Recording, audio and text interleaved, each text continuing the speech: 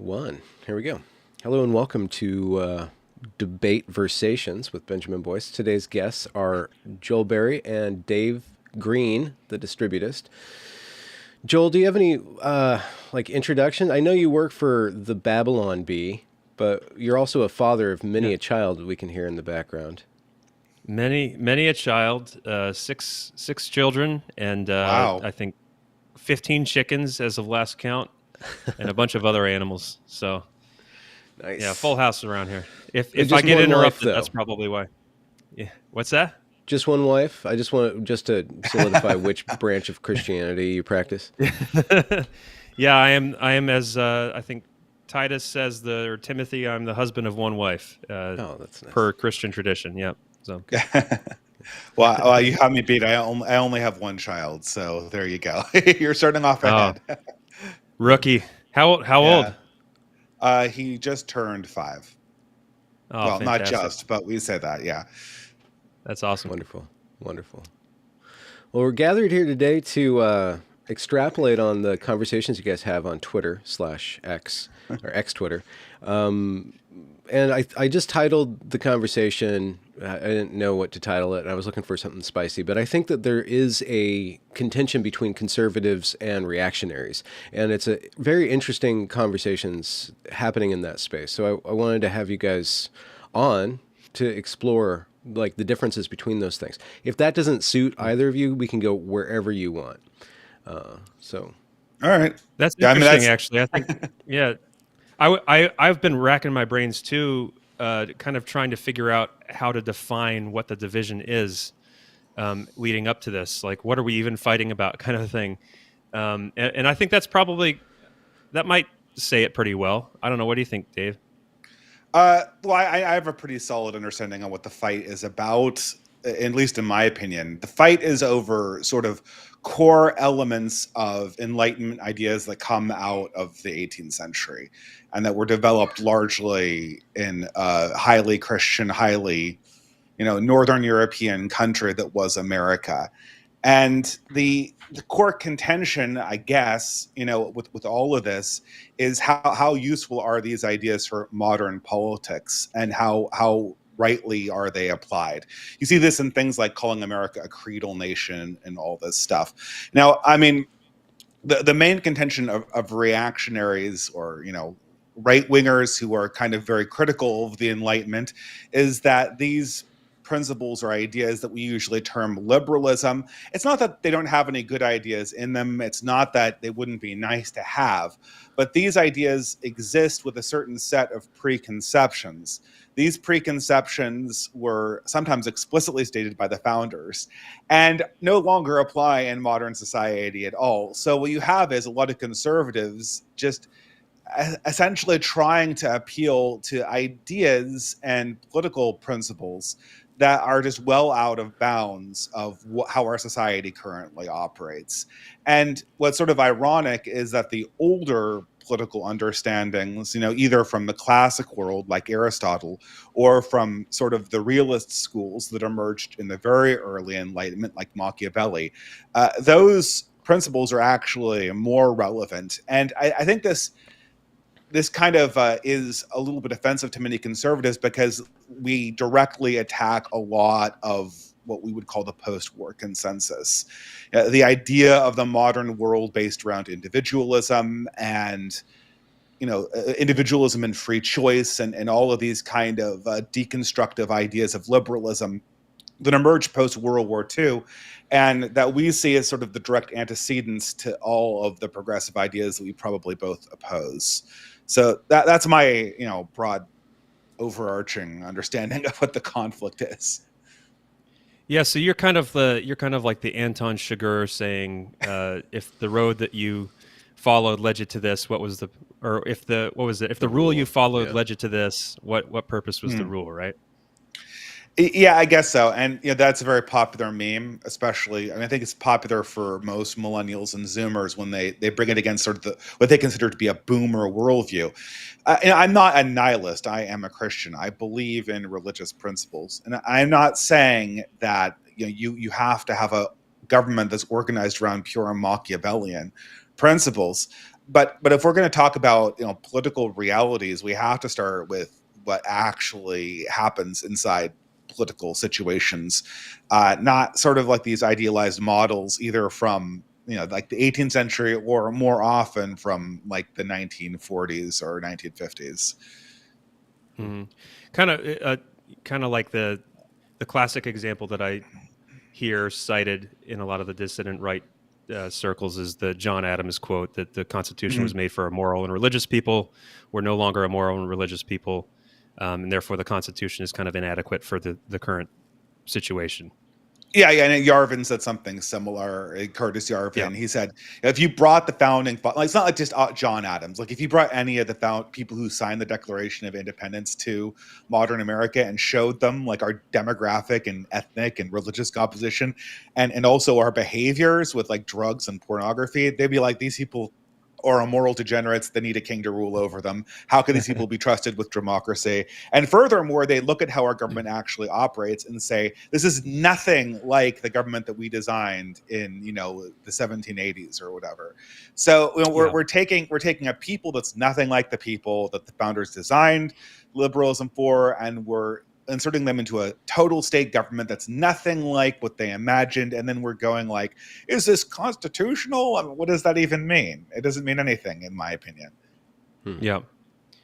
And it's not surprising why no one respects the Constitution, because we're so far away from it now, and we're so far away from adhering to any principle of it on either side that it's just like this people try to beat each other with it in conversations, but no one believes it. Like it, I mean, hypothetically should be believed, or I don't even know. It's a good question what the Constitution even was when they signed it.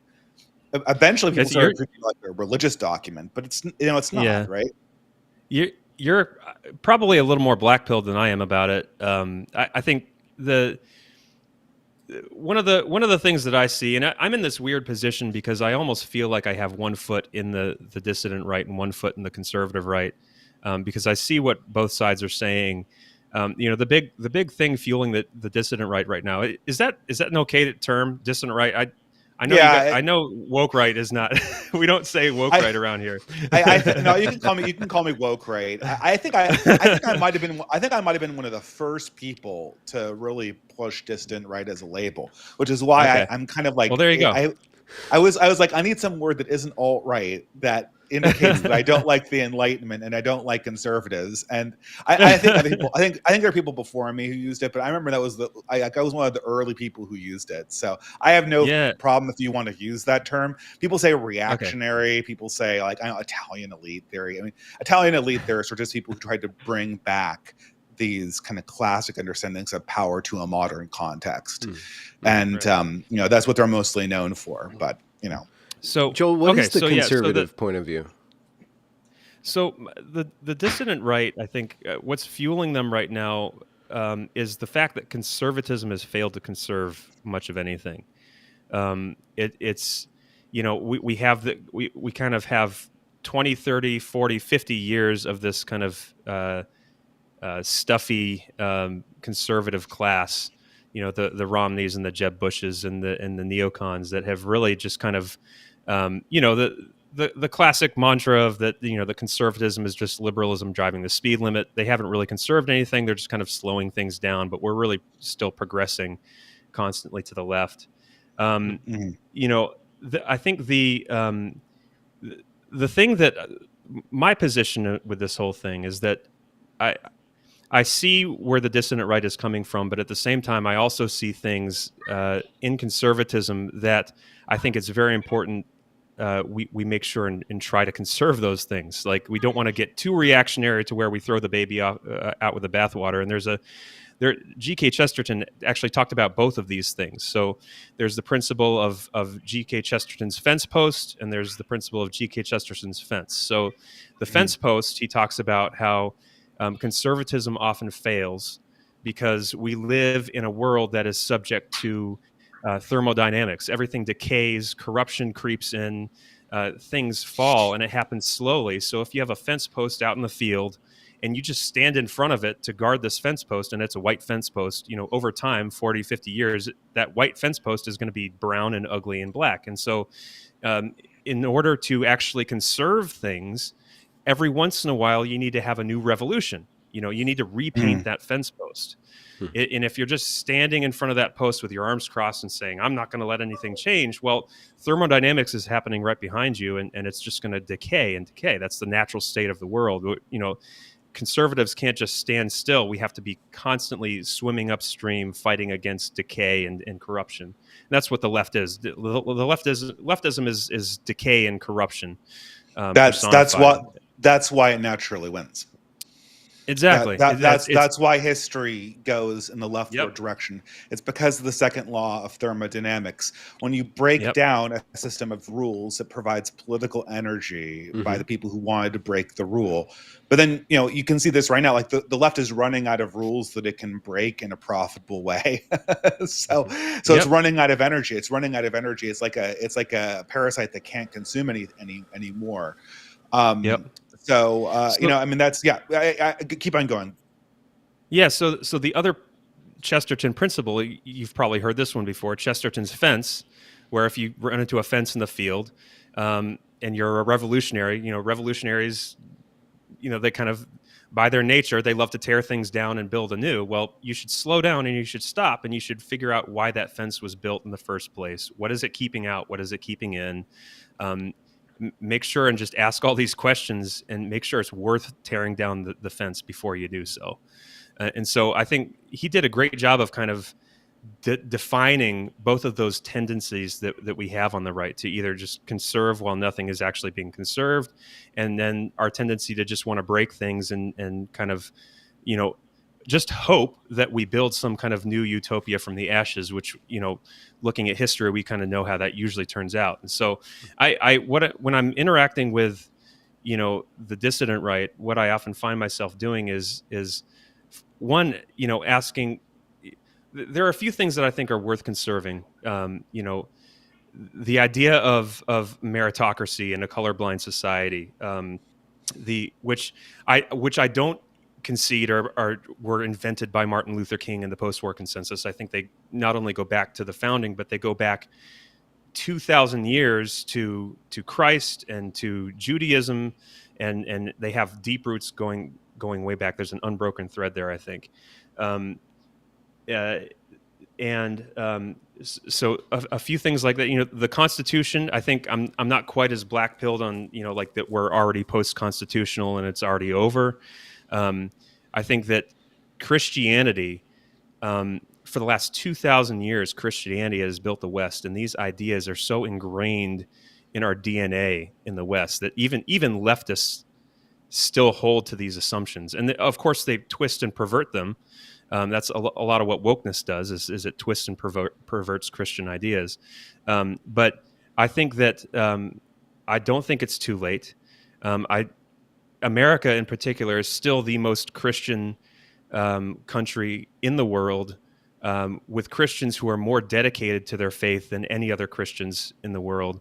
And there is still kind of, I rail against modern evangelicalism all the time on Twitter, but if you look at the stats, evangelicalism is still standing very strongly athwart the spirit of the age and the kind of the creeping decay of leftism. And so I'm not ready to give it up just yet. I think maybe that's part of where I see as the division being, is that I think that the Constitution is still it's been weakened, but I think it's still worth fighting for. And I think that I probably kind of disagree with people like, you see people like Aaron McIntyre, who there's that mantra that the only way out is through. Like, there's no going back. You just kind of plow through, and we're going to build something new when this all goes away.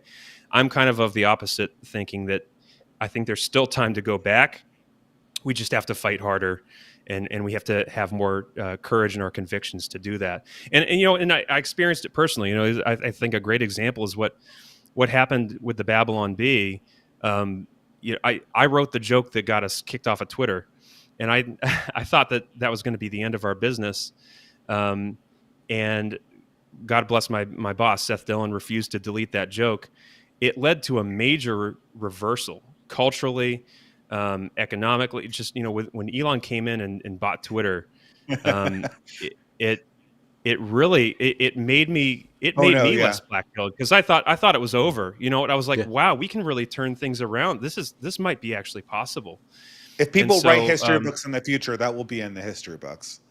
yeah, yeah. So I am I'm cautiously optimistic, I think, and I think I like the revolutionaries. I think it's fun, you know, when you're doing a renovation on a house. The funnest part of the renovation is smashing the kitchen with a sledgehammer. But at some point, you have to stop and you have to know what to preserve and where you're going to rebuild. And so Mhm. I'm just that buzzkill saying, "Hey guys, be careful, don't break too much," you know. And that's usually why I end up called you know, I end up getting called like a conservative or a neocon or Yeah. whatever No, whatever, you know, the Twitter fights. I want to like express sympathy for that sentiment. I mean, it is a very, you know, it is much, you know, right now we are heading into an identity crisis. In about 6 months, like my friend Blackhorse says, the anti-progressive coalition is going to have a major identity crisis when it stops just, you know, celebrating over the pain we're inflicting on our enemies, and we're going to Yes. have to determine what to build, and that's obviously much harder. I think that and I really liked your analogies from Chesterton. You know, I named my YouTube channel after the philosophy he developed. um, Yeah. and You don't really need so more than Chesterton. I just read yeah, Chesterton and I figure that's enough. I can stop with the philosophy. Just Hmm. read him and I'm good. yeah, I could talk for ages about his various influences in the 19th century, but that's not really to the point here. I think the more interesting thing is, okay, sure, we're not breaking these things, but these concepts of color blindness and meritocracy, these are meaningless concepts out of, like, when they're taken out of their moral and cultural contexts. These are just appeals to common sense that don't actually mean anything. A meritocracy is not something. I mean, it's like a buzzword. It's like, oh, I want people who are meretricious, but who defines what merit is? Or I want color blindness, but that's also not really true. I mean, like, you know, we've had this whole thing with our vice president talking about the ordering of loves and how you can have you know, loyalty to people who are close to you. So all of these principles, Hmm. they don't really make sense. I think meritocracy is a little bit easier to see, like, who defines merit.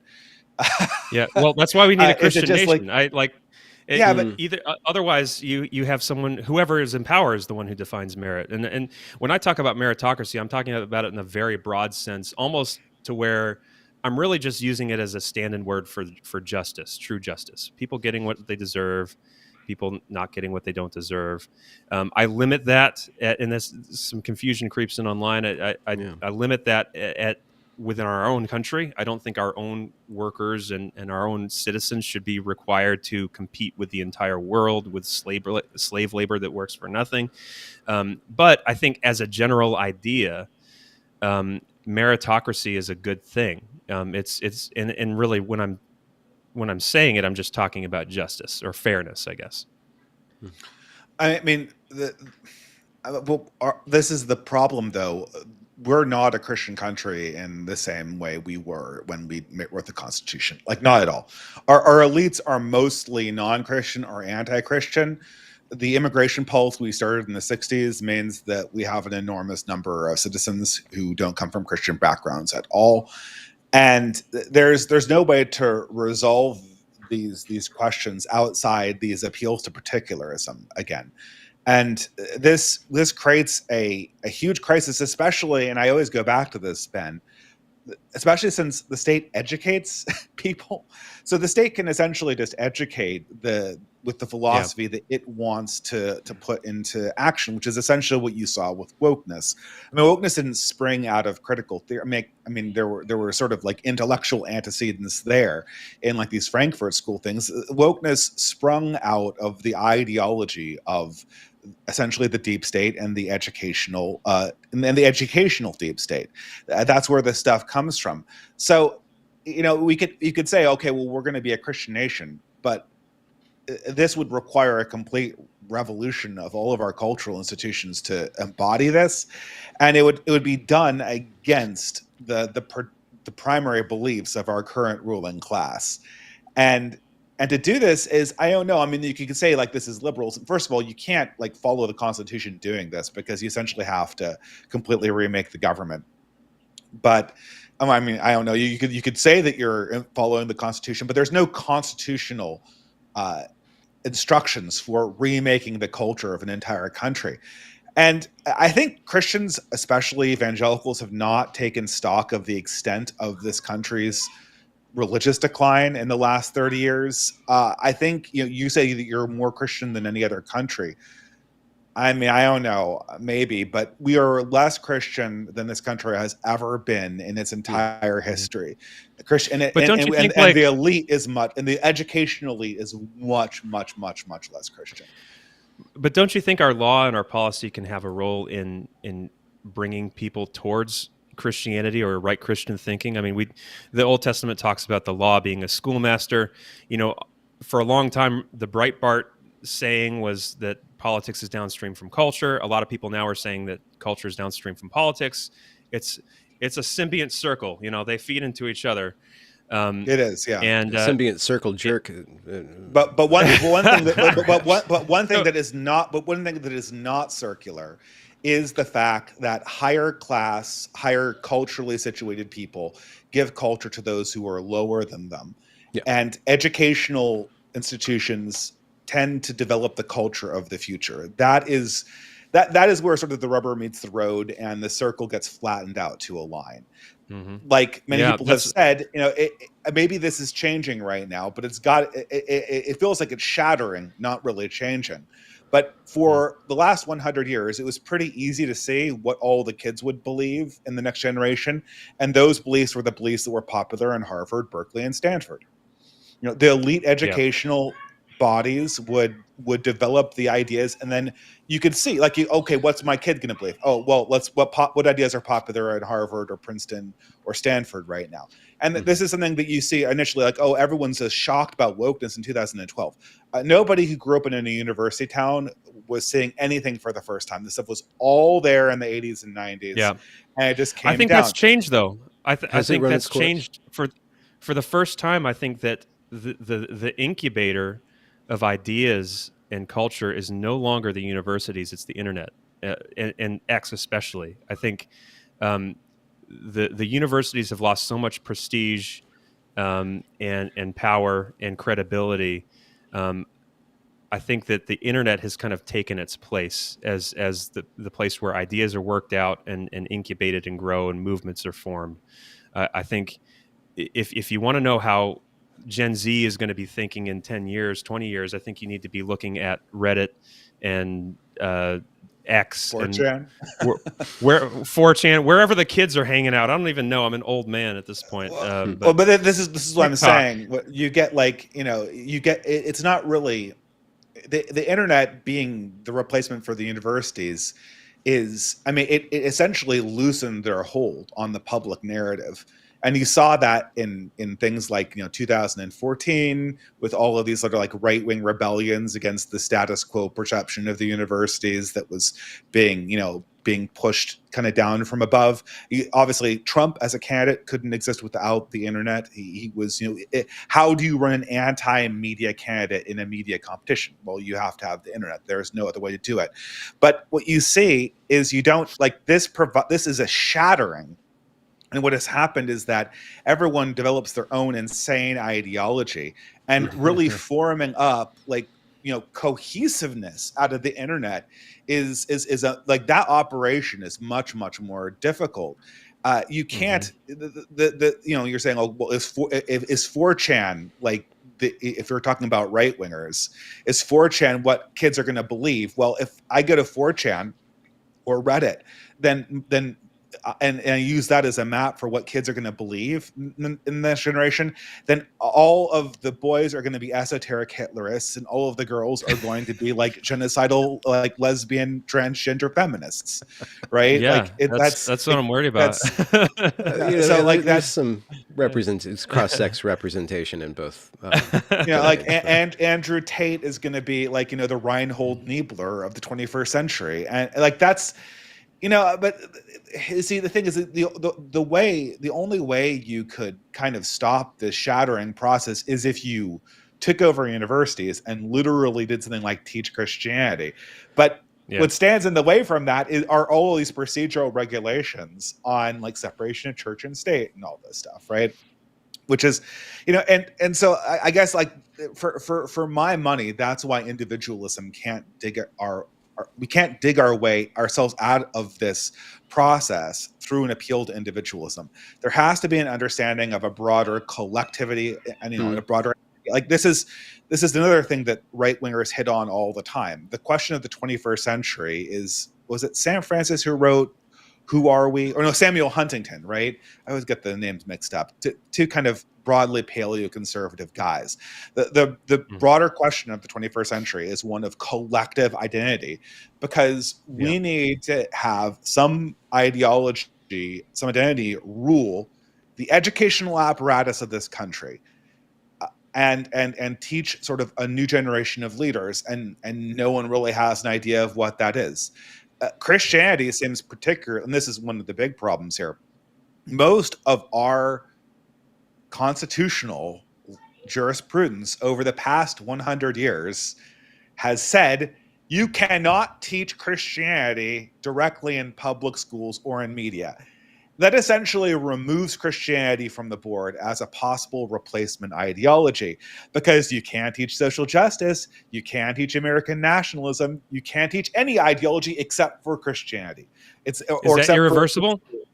Can we repeal half of the 20th century jurisprudence and bring back Christianity? That's the question. I mean, because there are no good.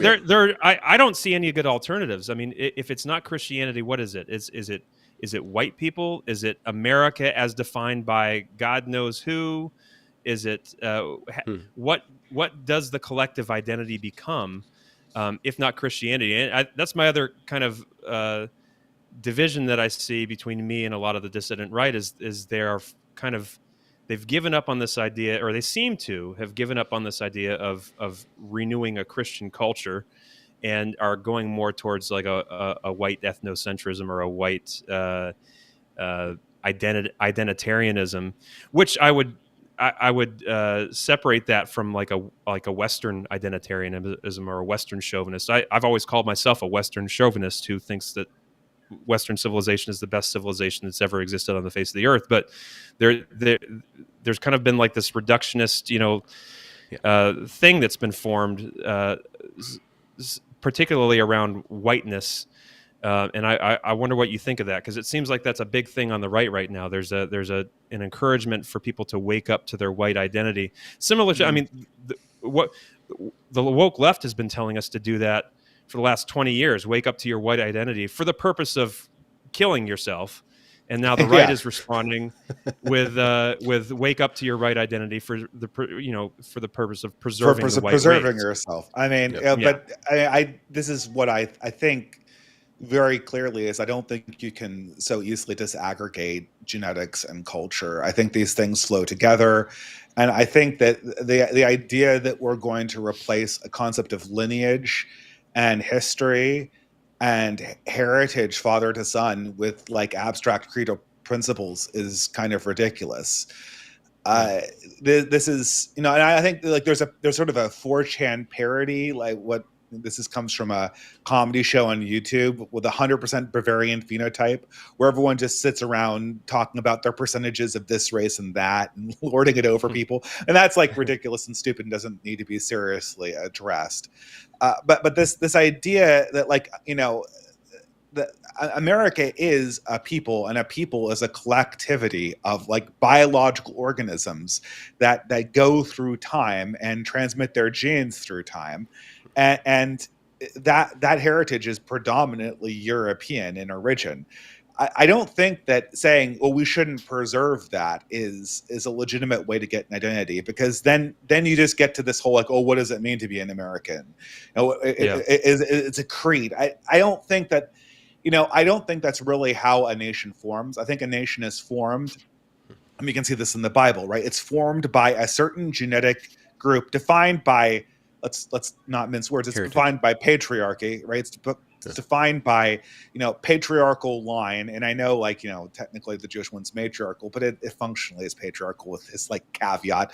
It's defined by patriarchal line, and this people is essentially creates a covenant with an understanding of a religious faith, or a divinity, right? And that's the formation of all ethnos. And So I think that,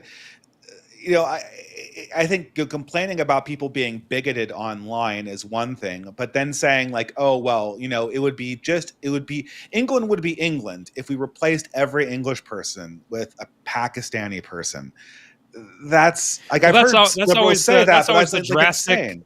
That's always the drastic example that's given. It's like, I think, I'm a credo nationalist. I'm a civic nationalist, whatever. And the response is always, oh, so you think that if you immediately right now just replaced every white person with someone from Libya, then we'd still well, of course not. Like, okay, like let's here's my perspective on it. So uh, especially with like the credo But Joel, nationalism, I have to interrupt the you. That process yeah. is currently happening. So, like, when Yes, they yes, feed and it when needs they to be feed when stopped. they feed you this example, it's not like they're Yep, coming out with some kind of like crazy thought, like trolley thought yep, experiment that they just thought yep, of. Like 100%. almost all European countries are in very short order completely replacing their native European stock with Yes, genetic stock that comes from the third world. So this is a very relevant and question. and third world cultures Well, but too. this is the thing. Yeah, Like, you can't disaggregate these things so simply. Even right. even if we, Hmm. I don't think races are completely biologically interchangeably either. But even if they were, the genetic line is intimately bound up with the culture, because the culture has a history associated with it. A great example like this is like African American culture, or even or Algerian culture in France or whatever. I use this example all the time. Like, they're all educated in French schools, they all speak French. When the Algerian looks back in his history and he looks at, like, all of the art and architecture in Paris, he's like, oh, that's imperialism. Those are the guys who colonized me. He doesn't go like, oh well, that's me. He doesn't look at Napoleon and go, oh, that's me. If you can't look at a historical figure and go, oh, that's me, then, even if we're completely biologically interchangeable, which again I think is, very, very debatable, then you still have this huge problem with heritage and history that does not extend from like these So cute little things like, oh, do they speak yeah, language and obey all the HR guidelines? right. Yes. Okay. So let me, if you'll indulge me, I want to kind of trace back where this idea of civic nationalism or a creedal nation, I think is much older than it's made out to be. Again, I don't think it's a post-war thing. Um, Going back to God choosing Abraham, you have the chosen people of God and the nation, the formation of the nation of Israel. Um, you from the very beginning, and then through the Exodus, the flight out of Egypt, for example, you had Egyptians who left with the children of Israel who became Jews. And the way you became a Jew was you adopted the religion and the culture, and you decided that these are my people now. Um, in I think Deuteronomy or Numbers, it talks about the famous thing that liberals love to talk, welcome the stranger. Well, what's not ever talked about in the next few verses is that you welcome the stranger, and then the stranger is required to, if they want to stay, they have to follow your laws and they have to become one of you. And pony up a Um, foreskin. yeah, yeah, right, yeah, take the foreskin off, and then you have you look at the line of Christ. You know, Starting at Abraham, you have examples of people who were grafted in. So the Canaanite prostitute Rahab of Jericho, who was a matriarch in the line of Christ. Ruth, the non-Jewish Moabite, who moved to Israel or to Judah and said that, proclaimed, "Your people are my people, your God is my God." I mean, she just proclaimed it. Nothing in her genetics changed, and so I think the principle behind civic nationalism is something that is so deeply embedded in Christianity, and I know the dissident right hates this word Judeo-Christianity and the ethic behind it. This idea that yes, we are flesh and blood. Yes, we are. We're DNA does affect who we are to some level, but we're also creatures made in God's image, and we have a free will, and we have the ability to you know to choose other things if we want. Now, the choice might be harder for some than others, depending on their physical limitations. I understand that, but there's still that sense. I think there's that spark, within every human being that we have this free will and ability to choose what we believe, choose our worldview, choose our people, and choose our culture. Now, Yeah. the problem is the left has taken that and completely run with it in a bad way. I mean, that's why you have like leftist Gnosticism, where everything is, the philosophy of Rousseau, and just your inner authenticity, and you define who you are. Your body has nothing to do with it. You have transgenderism now, and so there's kind of these two opposite errors that are in tension with each other. The one error is that we are all DNA and determined by material, and the other error is that we are just spirit, the Gnostic error, that we can just decide who we are regardless of the body. And so obviously the truth lies somewhere in between there.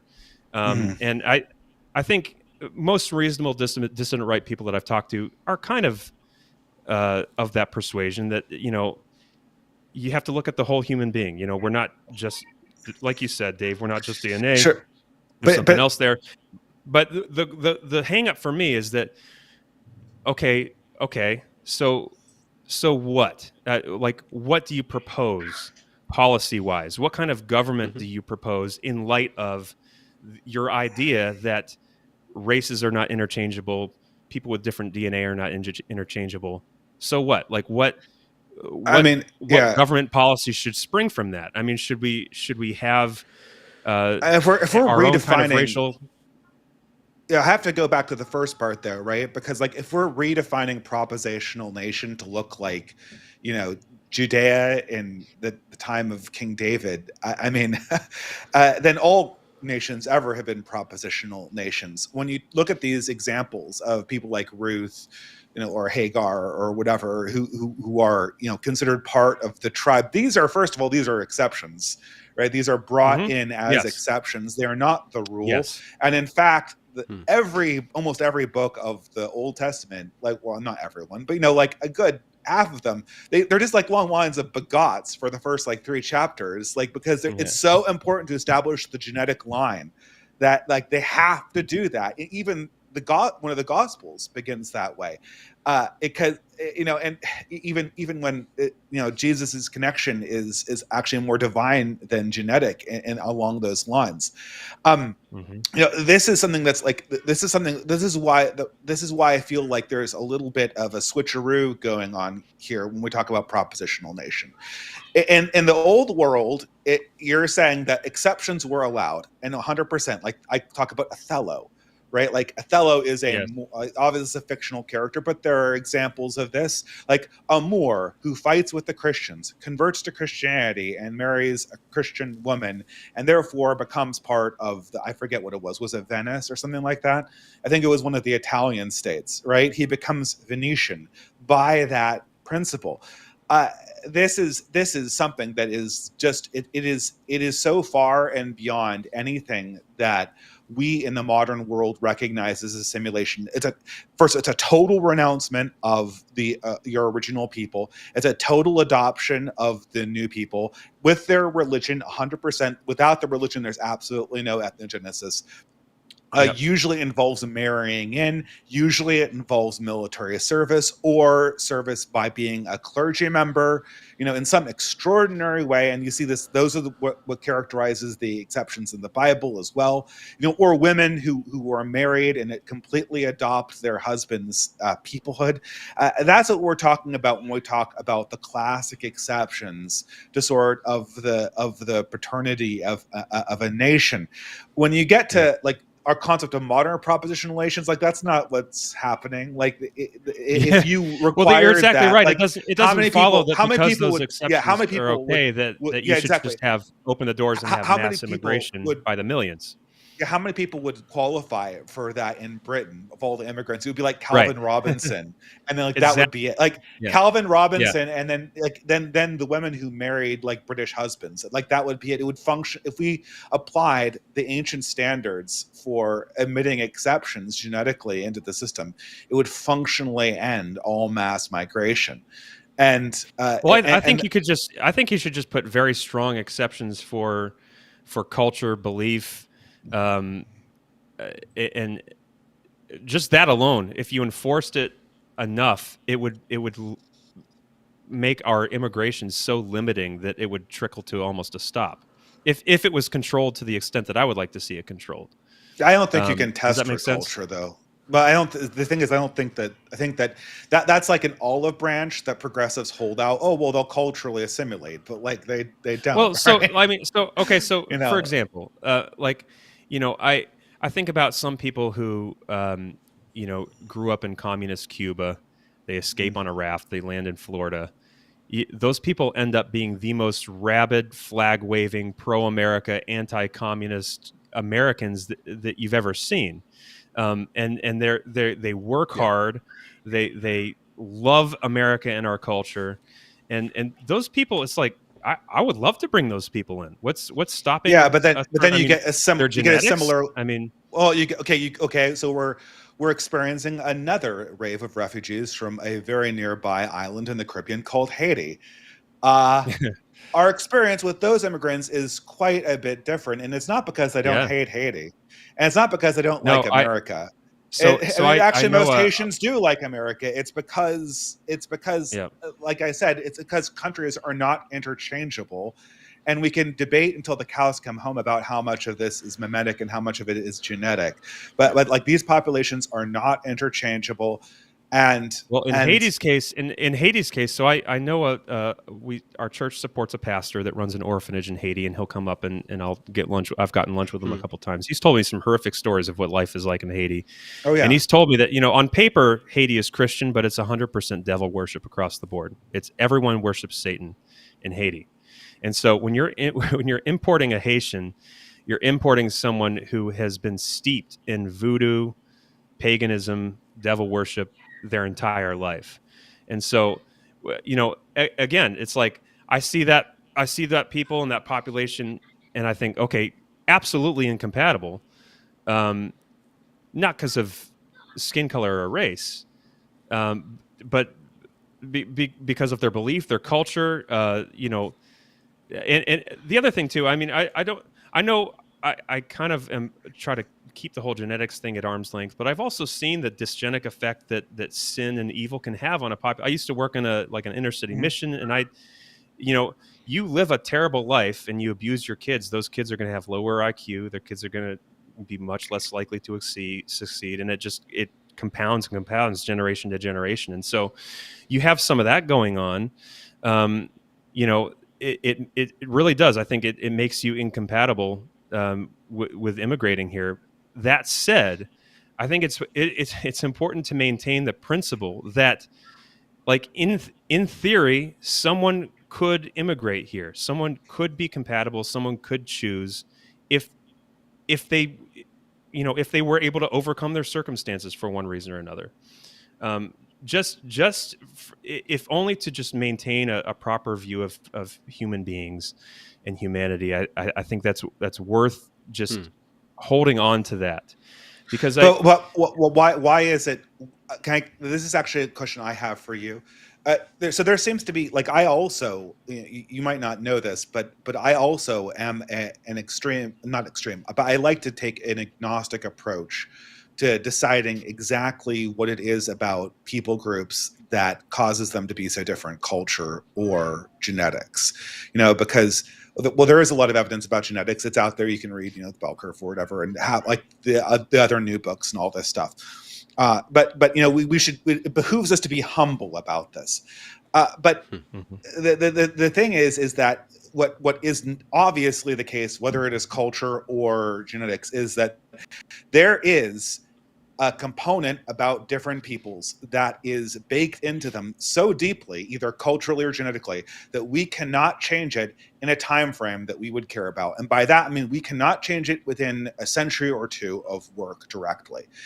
And just think about like African Americans and white Americans in this country. We've been trying to make these two groups the same for almost the entirety of the 20th century, and we have totally failed. And well, I think that maybe was. it's I think culture. we were. Maybe I think it we were just on doesn't track to. matter. I think we were on track to accomplish that until Lyndon Baines Johnson and the Great Society completely destroyed their culture, and it's a result of government policy. I think it's the welfare state absolutely destroyed Black America. I mean, they were ascendant.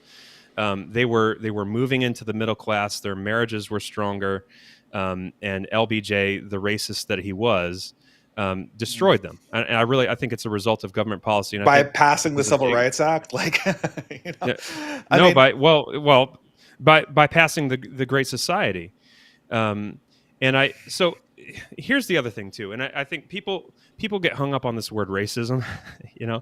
I sometimes I call people racist, and they say, "Well, you're being a leftist. You're slandering me as a racist." I hear people like Torba and some some more kind of white overt white supremacist, white nationalist figures saying that the idea of racism was invented by a transvestite Jew in Weimar Germany, and they have all these theories about it. Um, Racism, the word, it comes from the a Christian person, a progressive Christian in Pratt. the late 19th century. But it's almost never So used yeah. until communists start taking it up in the 40s. That's So when it so the really takes reason, off. yeah, the reason that well, he wasn't a progressive Christian. Maybe by the standards of the day, he would have been But okay, considered yeah, but progressive, yeah, but not. okay, I'm using it But in the yeah, yeah. early 20th century So concept, and he was part of the progressive school so movement, I thought.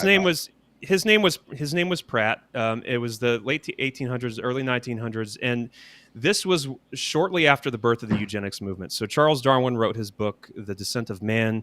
That was kind of when he kind of delicately proposed a eugenics policy where unfit people are not allowed to marry, Mhm. and the evolution.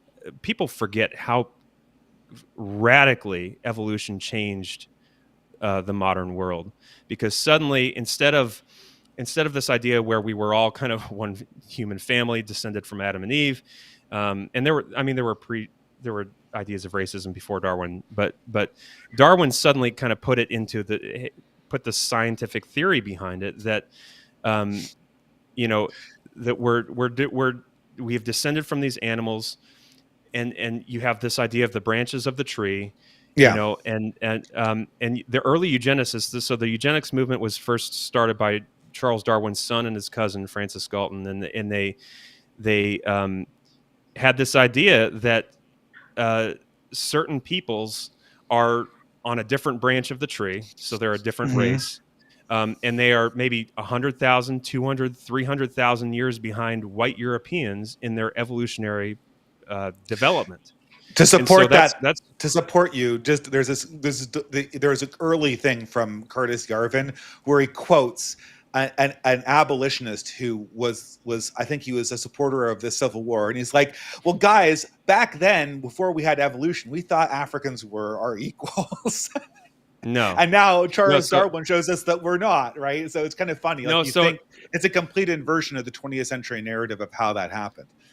right. So before Charles Darwin, you kind of had this idea of polygenism, which started. I think it got stronger with colonialism. We were encountering all these Aboriginal tribes in Australia and India, and we were thinking there's no way these people could be related to us, and so you kind of had this theory starting where maybe they're like there was Adam and Eve, and then maybe there was a separate origin for some other people that didn't descend from Adam and Eve. This idea of polygenism. So that came about before Darwin. But anyway, I don't want to stay in there too long. But my point being that originally the word racism, Pratt kind of coined it, but it was a reaction to what we were seeing in the modern world in the scientific community, where they were taking pygmies from Africa and they were putting them in zoos in the Natural History Museum and the St. Louis World's Fair.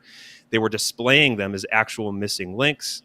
And the revolt against this movement and this false scientific idea started with Christians. And so you had Pratt, who had this idea that if a lot of people at the time were saying Native Americans, well, there's no hope for them. They just need to die off because they're 200,000 years behind us in human evolution. Pratt was saying, no, I'm a Christian. My Bible says that that's not right. And so my theory is that if we adopt these kids young, we send them to boarding schools, and we teach them our culture. Or if a white family adopts a Native American baby, then that Native American baby will grow up and be every bit as Western as the people who raised it. Obviously, the boarding school model, a lot of people don't like how that went. It separated kids from their families, and it had some Yeah, failures. It had we're some successes. constantly guilted by that in Canada. Yeah, and so all that to say, the idea of racism as a sin, it's not something that was like made up to to subvert the West or subvert the white race. It was an actual reaction to a false Darwinist idea that had taken over our institutions in the early 20th century. So I think that changed the meaning of the word race too. I think that's another part of the confusion in our conversation right now, is that people use the word race so differently. When I'm using the word race, I'm kind of thinking of it in terms of the Darwinian idea, which is why I almost completely reject it. And that's you're a thinking good of it more in point. terms of culture and heritage and history and things like that. And because of the sketchy, history of the modern word race, I prefer to just separate it out completely. That's why I only talk about culture, heritage, tradition, beliefs, worldview, religion, stuff like that. Just take the word race out of it, because people are confused by it. It's not helpful. And so, Ben Shapiro does the same thing. Ben Shapiro talks about how, we want to stop immigration because these cultures are incompatible with us. He doesn't bring race into it at all. So I guess a lot of my arguments with the dissident right is, why are we bringing race into this in the first place? Why are we trying to reclaim this old definition of race? Well, does that make sense? Okay, because there's a second part of this story. So, you are correct when you say that. I'm not. We could argue. You are correct when you say that there, for a very brief period in like the 1910s, there was this understanding of racism as being kind of like this Christian. Everyone deserves a chance to get a Western education. That is not how people use the word today. It's not how anyone has used the word since the end of the World Wars. Since the end of the World Wars, racism means any allegiance to race in the classic pre-Darwinian sense, in the sense of there is a line of patriarchs that is my people, and I am loyal to my people above those of others. Racism after World War II meant if you believe that thing that all humans believed before the 19th century, then you are a racist. Because and this is the problem is with all of this. What thing that all human beings believe before that they're World War II? that they are part of a genetic line of patriarchs that, with some admixture, like the ancient Hebrews that you referenced in the Bible, is a cohesive collective identity that they want to preserve and be a part of and owe some special loyalty to. It was opposition to that concept that the communists of the 1940s used the word racism, and it is that which became the primary definition of the word racism going forward. And generations of progressives have used this to essentially cudgel conservatives. They get conservatives into denouncements of racism, and then the implication of that is that you cannot have any loyalty to these broader, quasi-genetic, quasi-cultural collectives that all humans have always had loyalty to. And that's the sleight of hand that the left has played. And I remember when we were trying to figure out this wokeness thing, a lot of people were saying define wokeness, define wokeness. And I defined it as the left's attempt to use America's cultural hatred of racism and use it to get them to hate the West, get them to hate capitalism, get them to hate Christianity. So that the left, they kind of equated Western culture, Christianity, with whiteness. They called it whiteness, and they using that sleight of hand, they kind of wanted to get this country to drop our cultural heritage, to drop our beliefs in the interest of not being racist anymore. Okay, well, I'll give you And an so, example. I'll give you an example. Were the founding fathers racists by your definition? Were they it racist? depends. It depends. It This is a depends on question. who This is a on which question that founding all father you're kids, talking about. all any of them. Well, okay. Well, Um, if so, which ones were and which ones weren't? well, okay. So, for example, Thomas Jefferson, in either one of his inaugural addresses or a prayer or his farewell address, he talked about kind of this idea that became e pluribus unum, and the idea that America, we were forming this new nation from different peoples, from different languages, from different cultures into one thing. And so that, I mean, again, of Yeah, course, but at the you time they can were find all. Hold documents on, where hold he's on. talking about.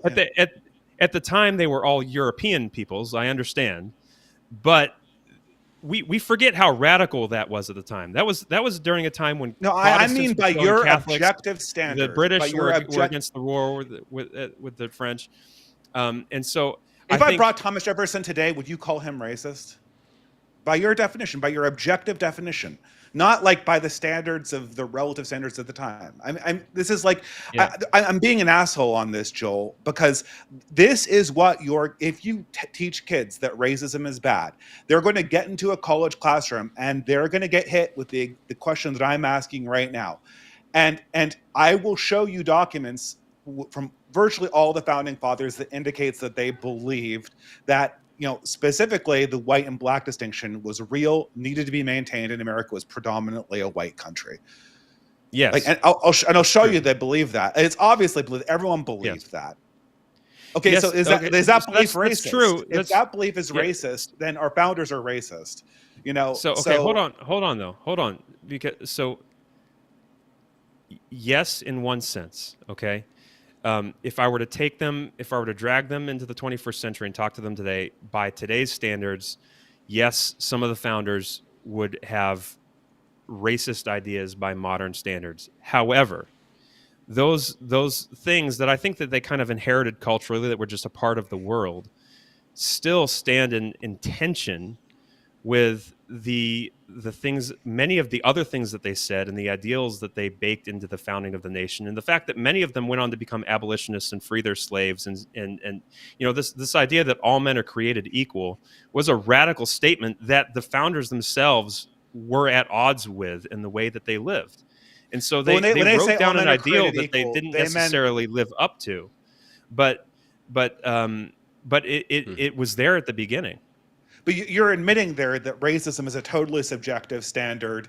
I mean, you can see how this gets deconstructed. So it's like Swiss cheese, like for Yeah. any college progressive professor right now, right? Because it's obvious that all of the founding fathers, with maybe some weird Puritans like the Adams family accepted, right, who were actual abolitionists, all of them were by the standards of the 20th century racists and white Yeah, a lot of the nationalists to boot. a Okay, lot of so the like I have Puritans that and the once I have that and the objective Quakers, admission.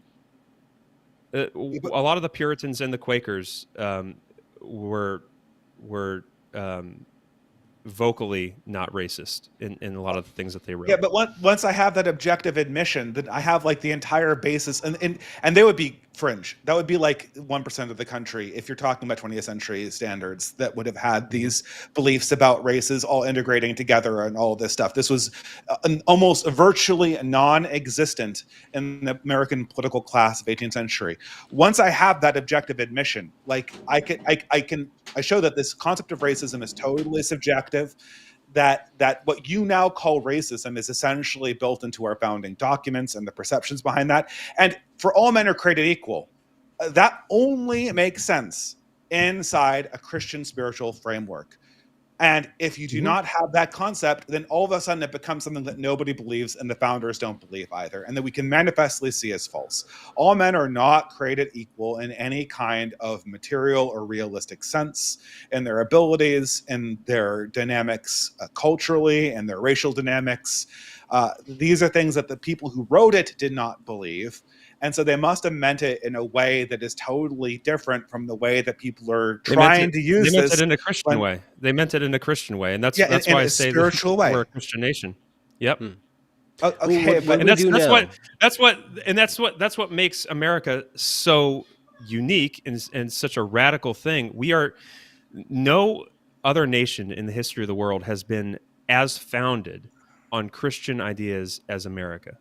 I mean, right down to the DNA. You know, when we talk about, you know, creedal nation, propositional nation, stuff like that, it really is almost tantamount to a religion itself. It's modeled after Christianity, this thing that you can opt into and adopt its beliefs, and so it's a thing that is inseparable from Christianity, and that's why I mean I've said this a million times before.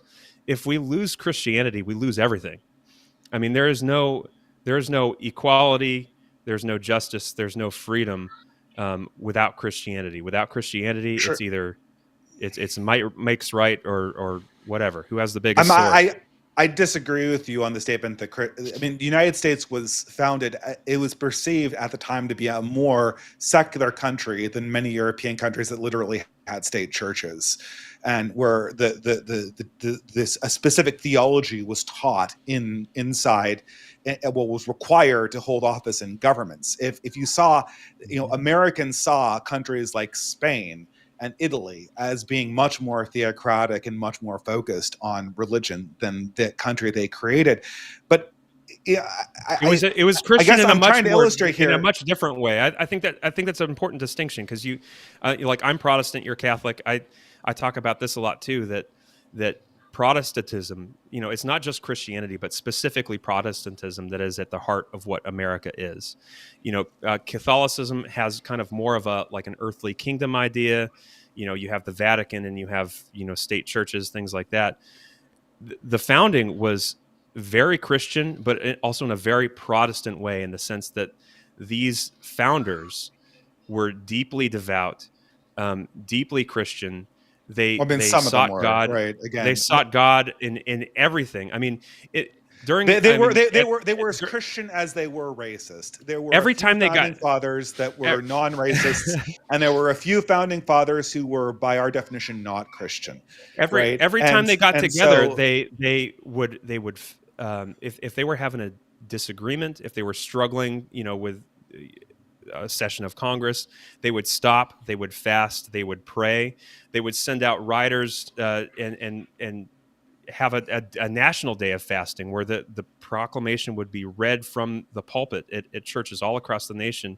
Everyone stop, fast, and pray for our country. You know, Congress is having, I think, starting at the Declaration of Independence and going through the Revolutionary War, I think there were 16 national days of prayer and fasting, where people of all different Protestant traditions and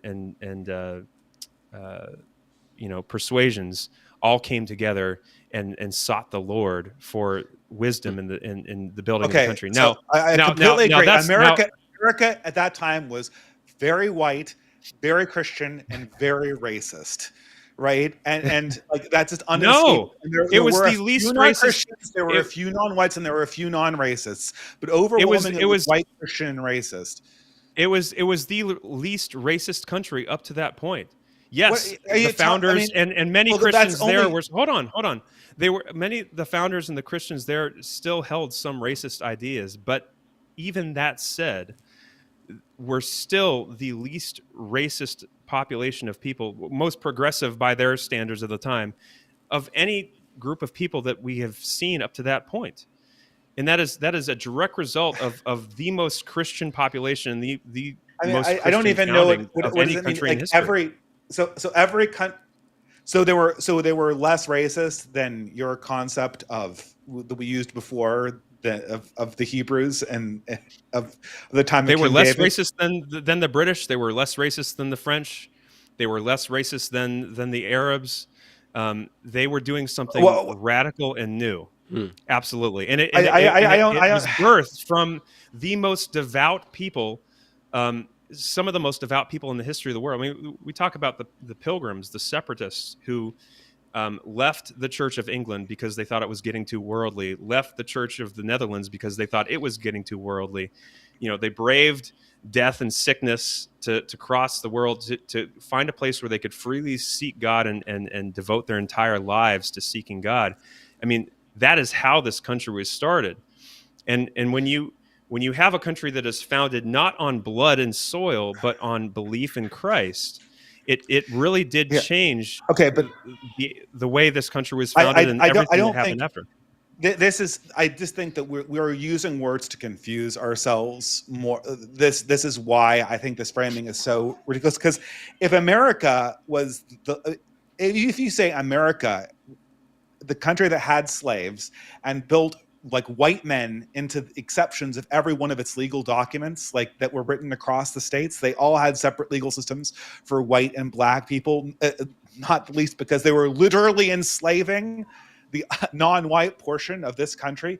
If that's the example of the least racist country that ever existed, for all of human history before the last 200 years, then all of human history is definitively racist. Yeah. And so Yeah. We were the first country. We were the first but country to end racism, or not end racism. We were the first country to end this slavery. makes the country. But do you understand that by doing this, by creating this bad word that applies to all humans at all times before 200 years ago, you are essentially destroying the basis for any kind of conservative case, because any idea that comes before 1965 could rightfully be tarred as being a racist and being the product of racist thinking, including the stuff that you don't include. I don't actually know. I mean, the basis for you wanting to kind of like exclude people from coming to this country, but that can all those perceptions can be. I mean, you can see how this fits right in. You can see immediately how this fits right into sort of the communist worldview, you can see why communists adopted this, because communists were looking for a way to indict all past societies and say past societies are bad. We can't learn anything from them. And if racist, the label applies to all past societies, then congratulations, you've created a slur that will morally delegitimize almost all human ideas, including those in the Bible, that came before 1965. Well, and what made the communists different? They tried to do it without God. That's what made them different. And as far as these ideas go, they didn't start in 1965. They started with Christ. I mean, Christ. One of the reasons he was killed was because at every turn he was he was poking at the ethnic pride of Jewish people, and he was saying that I'm building something new. I'm building something different. It's going to include Gentiles. I mean, the very first time he was they almost first tried to kill him. He was preaching in Nazareth in a temple. And he read, I think, from the book of Isaiah. He said, "This scripture has been fulfilled in your hearing." And then they started to question him, and he said that a prophet is not accepted in his hometown. And then he started to give the history of God working through the Jewish people, and he gave two examples. One was Naaman the Syrian, who was healed of leprosy, and one was a widow during a famine who was saved by a prophet. Both of those people, both of those stories which are recorded in Scripture, they were non-Jewish people who God saved. And the point that Jesus was making was that, this is no longer just about the Jews anymore.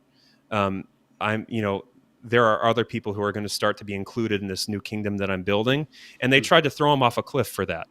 I don't disagree with.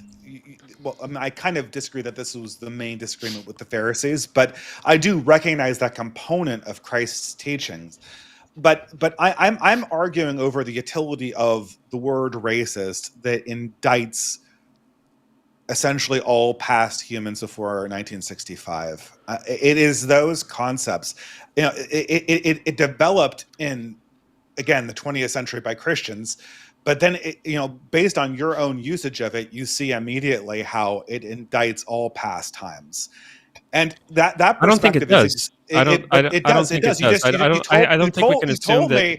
You told me that a nation that had brutal chattel slavery against a race was the least racist nation that had ever existed in human history, meaning all other societies in the past must have been more racist. Therefore, all other societies in the past must essentially be in ways politically indicted by that. That's exactly the perspective that progressives want to teach children in the schools, because it allows them to recreate all moral systems from their own mythology the way they want to, and replace the religion of the American state with their religion, Well, which is what do we do? is the current question right now. So what is the moral foundation for racism then, Dave? I mean, I don't know if you want to When defend there's the racism moral or not. foundation racism, I mean, Yeah, are you Racism saying is that the we natural should? state of mankind. the word is meaningless. Like Okay. that's my whole point is Well, that the is word it though? I racism is mean, meaningless.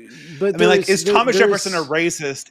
yeah. Is a meaningless statement. Like, if Okay. was Thomas Jefferson a bigot in the sense that did he just crudely inflict harm on people when he saw like the color of their skin? The answer to that is no. Did he recognize that different peoples behave differently and needed to be treated differently? The answer to that is obviously yes. Okay. Did he participate in systems that, in legal systems, and endorse certain legal systems that required people of different genetic stock be treated radically different? Answer is obviously yes. And so you see that, like, you see that what we call, and what the ancients or the pre-moderns called bigotry, is radically different than like what we're trying to do with racism in the 21st century. And so using this term to kind of evaluate things is kind of meaningless. So for instance, let's say that we decide that we don't want to have Haitians come to this country. Is that racist? Yes, obviously it has to be, right? But It's it culturalist. might not. It's cultural supremacy. See, this is exactly what I'm trying to say, is kind of like a meaningless difference, right? The culture and the genetics are de facto so bound up into each other that any policy that prohibits, that effectively prohibits people from certain countries from entering and sharing in the legal benefits of America is going to have a de facto outcome that is discriminating against one race. So there was an article I wrote on Well, this let me called give you let me Posywig. give you The purpose of the okay. system is what it does. If you say that, if you were to enact a policy that said, you had to have these these deep cultural understandings about your heritage, to come to America or to come to Britain, you would functionally exclude all Africans. You'd Right. So functionally exclude all Africans. And so the question is, like, you're going to implement that policy and then say that, oh, it was an accident that all Africans got excluded. Like, no, yeah. obviously not. So you're sitting in the middle of this contradiction and asking people to buy like that you're not doing something that you're obviously doing, right? No, okay, so no, you're reflecting a leftist argument here. I mean, this is what Kendi says as well, and a good example is He's just law right about enforcement. that. So okay, so law enforcement, if it is equally and fairly applied, without regard to race, as of now, the way culture looks now, you're going to end up with more black people in jail. Mm-hmm. Okay. That's not by design, because we're trying to, or because police are racist or our laws are racist, like the left says. And if you fairly applied merit, you'd have almost no black people in college. Right. And the reason for So that. so what's like so what the hell is the point? Like, if I implement fairness in the way you're imagining it, I'll get rid of all black people in college and we'll have an enormous number of black people in prison.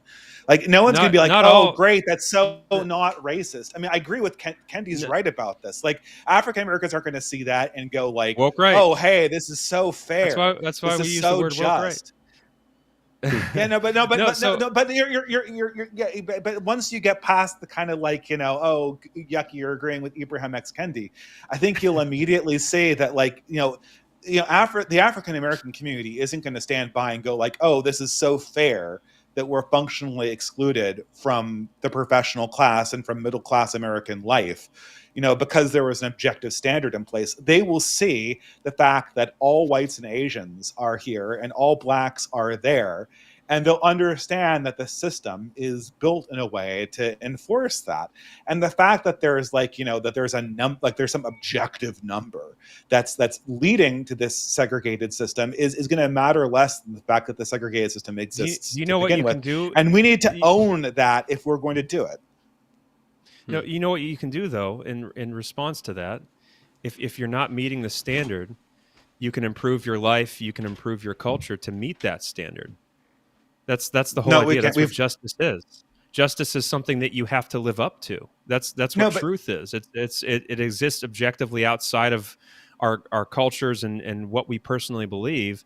Truth is truth. Justice is justice. If you have an objective standard that's the same for everybody, and certain people are not meeting that, well, then that tells me that you need to work on yourself and work on your culture so that you can meet that standard.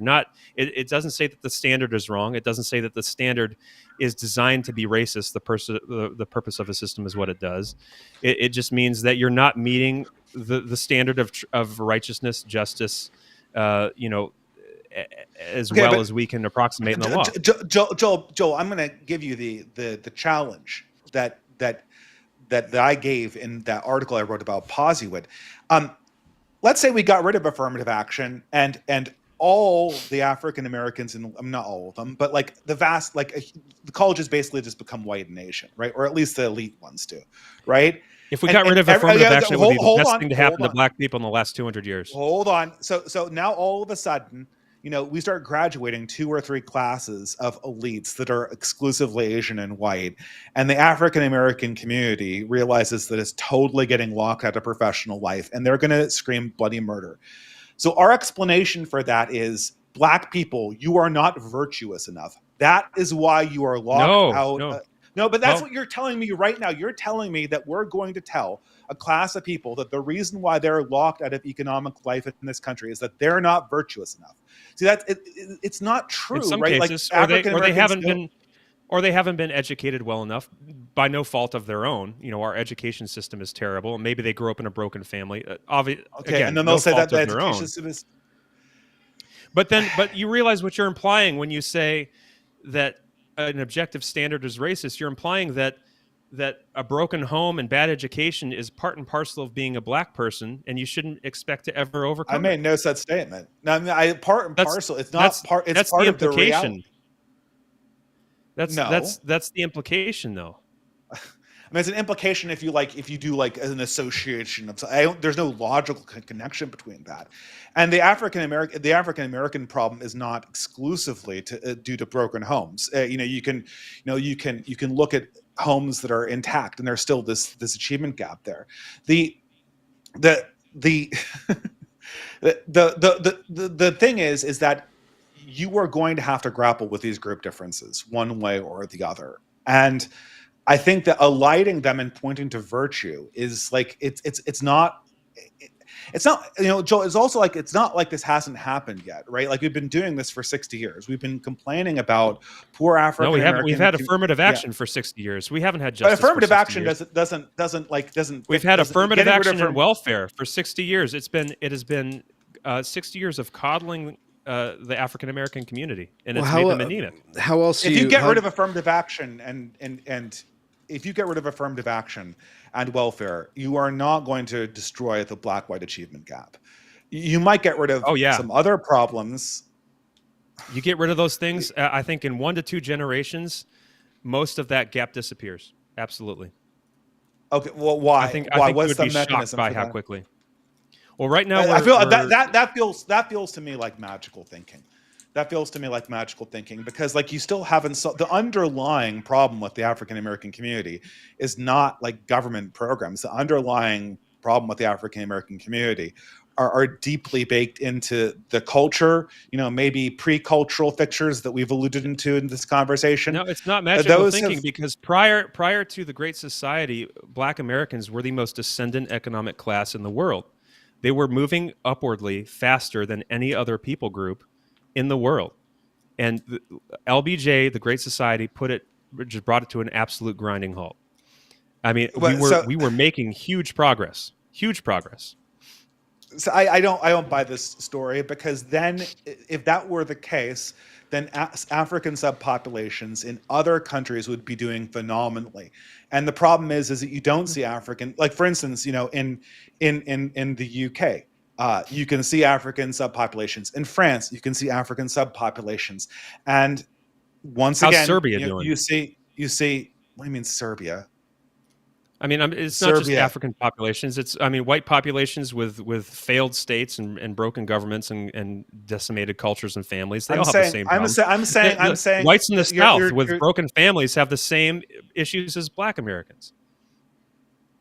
well, no, I mean, no, the problem with Black culture is you're- it's poverty culture. It's not Black culture. if your proposition was that this issue of divergent achievement, first of all, your issue with the question of divergent achievement between Africans, you said this is exclusively due to discrete programs that existed inside America. But you can look at similar populations in other countries and they still have these same problems. So I know it can't be due to those discrete programs. I know it has to be something take a deeper. Nigerian and put him in college here, and Nigerians are some of the most high achieving. A randomly immigrants selected in the Nigerian, country. or a Nigerian picked from the top of the bell curve based on a point system. And I mean, A I don't know, randomly selected Nigerian will do very poorly in this Are we country. are we selecting Nigerians according to IQ currently? Yes, we are. I don't think we are. We are. Yes, we are. We're doing When IQ you say tests on immigrants. No, Joel, come on. Okay, this is something. This is. I'm sorry, I'm not trying to IQ is- fight or anything. I'm just like, I don't know. but Joel, you understand that IQ is a proxy, right? So that if you take people who graduate from elite programs with high marks, the reason why people go to IQ is not because IQ is magic or measuring something. It's because there is this thing that people have termed G, such that IQ tests correlate with achievement in almost all other areas, which also means that achievement in almost all other areas correlates with high IQ. So if you take Nigerians and you select the people who are the highest achieving and invite them over, they do very, very, very well. If you select random Nigerians, otherwise we could just take boats. So I'll give you an example. So if you think the average Nigerian would just do great in America, you could just go over with a cargo ship, load millions of people on to it, from Nigeria, bring it over to New York, just camp at the same style, dump them to America, and then they become like this amazing, productive colony, right? Because No, they're not average necessarily. Nigerians. Well, you said the No. average randomly selected Nigerian would have this. I mean, that literally is happening in Europe. Are all the randomly selected Nigerians that are coming into Italy, because they're, average Nigerians, are they doing great? Obviously not, right? These are populations that have deep problems. Oops. Sorry, Correct. my bad. Yeah. Okay. These are people who have Oh, deep problems. And It switched. I'm on the left now. Oh boy. I don't. You see, Yeah, and Dave's a thing is- centrist, so Yeah, I'm no longer far right. The thing is, Joel, but what's okay? Wait, hold on. Let's I understand, let's pause for a moment. What's the point? What do we do now? If we do cut off these programs, Yes, good there's going to question. be a very steep, powerful impact on the Black community. No matter what, they're gonna flounder, right? So maybe it's going to be a sink and swim moment. Maybe it's not, but we're still living together in these overlapping ethnicities in America. Our insofar as our infrastructure can still maintain and function itself, it can still provide for varying levels of achievement. Now, not everybody's going to be represented in all these different categories of achievement, but there is still a responsibility as Americans, if not Christians, but as Americans, to have some form of equitable, we can't have a bunch of people in poverty and a few I people agree. up there. I agree. So there has to be Right. some sort of redistribution.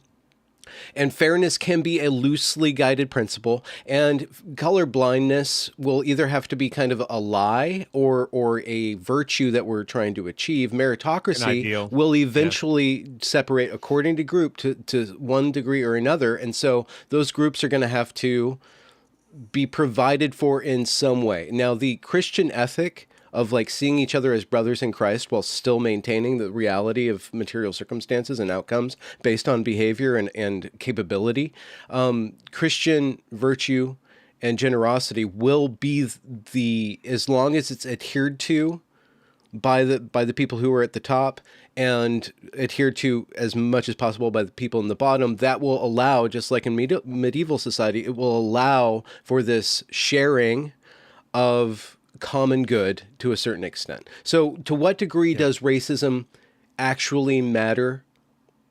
To what degree should we avoid certain aspects of racism, certain, I don't know, petty internet shitlording, right? To what degree is it actually functional or purposeful, and to what degree? And I think this is what Dave is trying to say.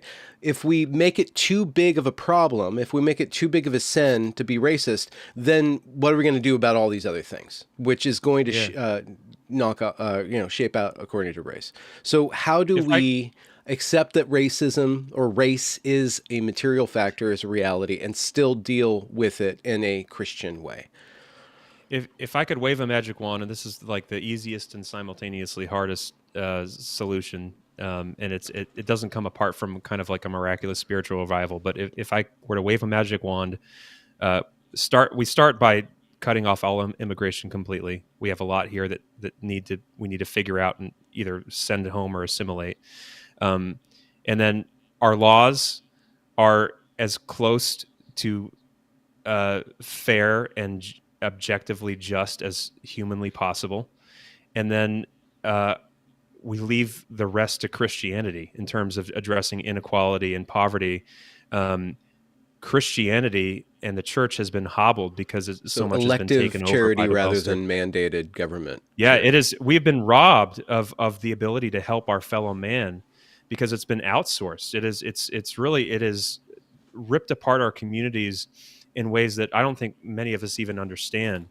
The fact that the person down the street who is struggling, instead of going to his neighbors or going to his church and saying, "Hey, I need help. Can I borrow this? Can I help? Stay with you a few days, whatever." He can just, go on a website and apply for some kind of aid. No neighbor has to talk to him. No church has to interact with him.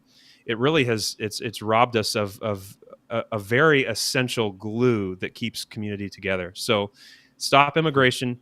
Make our laws as fair and equitable as possible by getting rid of DEI, racial preference, any of that stuff, and then unleashing the church to do what the church is supposed to do.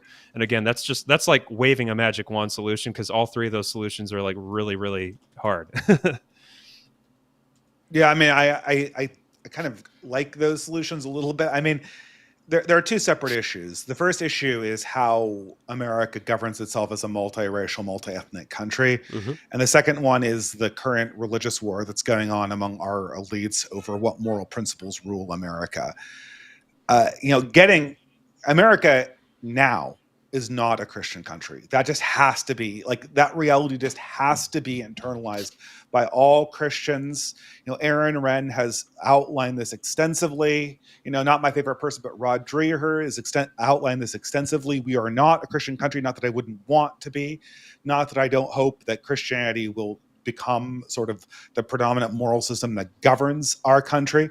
But that effectively involves completely abolishing the American government and constitution and replacing it with something entirely different that will allow you to physically re-educate a people that is not Christian. The Constitution was developed for a Christian people, not for a Christian ruling class to indoctrinate a non-Christian people, which would be the necessary step to get yourself back to a Christian country.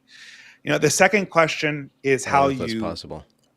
Well, look, without being tyrannical, which is contradictory to Christianity. Like, people have to volunteer into Christianity. You can't be made. You need to Christian. You can't. Wokeness was not imposed by tyranny. It was imposed by schooling.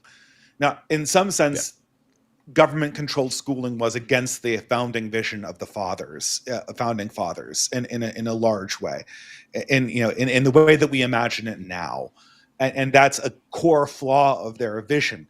But hypothetically, if you were to take control over the apparatus of education in this country, you could slowly Christianize a population over the course of 100 years. It would take a damn long time.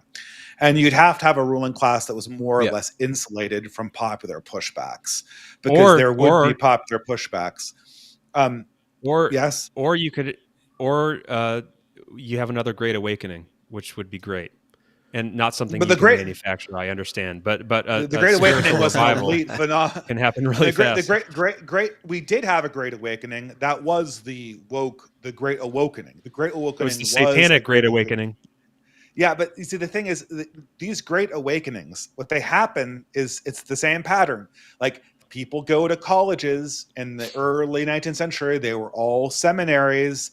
They get out of seminaries and they're like really enthusiastic. Like, these young guys are really enthusiastic, and they create their own churches, and it goes nuts because you've got these leaders like John Edwards. Like, John Edwards was famously associated with Princeton University, right? And so, like, what was he preaching? He was preaching like a more extreme version of the ideology of Princeton University in its original inception, right? Which was Christian. And that's what happened in the Great Awakening. These things are top down from the educational elite. That's how they occur. And nothing like that can occur until kind of a new elite kind of comes to the fore and is supported institutionally. Do you see signs of maybe kind of a spiritual revival among the intellectual elites? I see people like, Ayaan Hirsi Ali and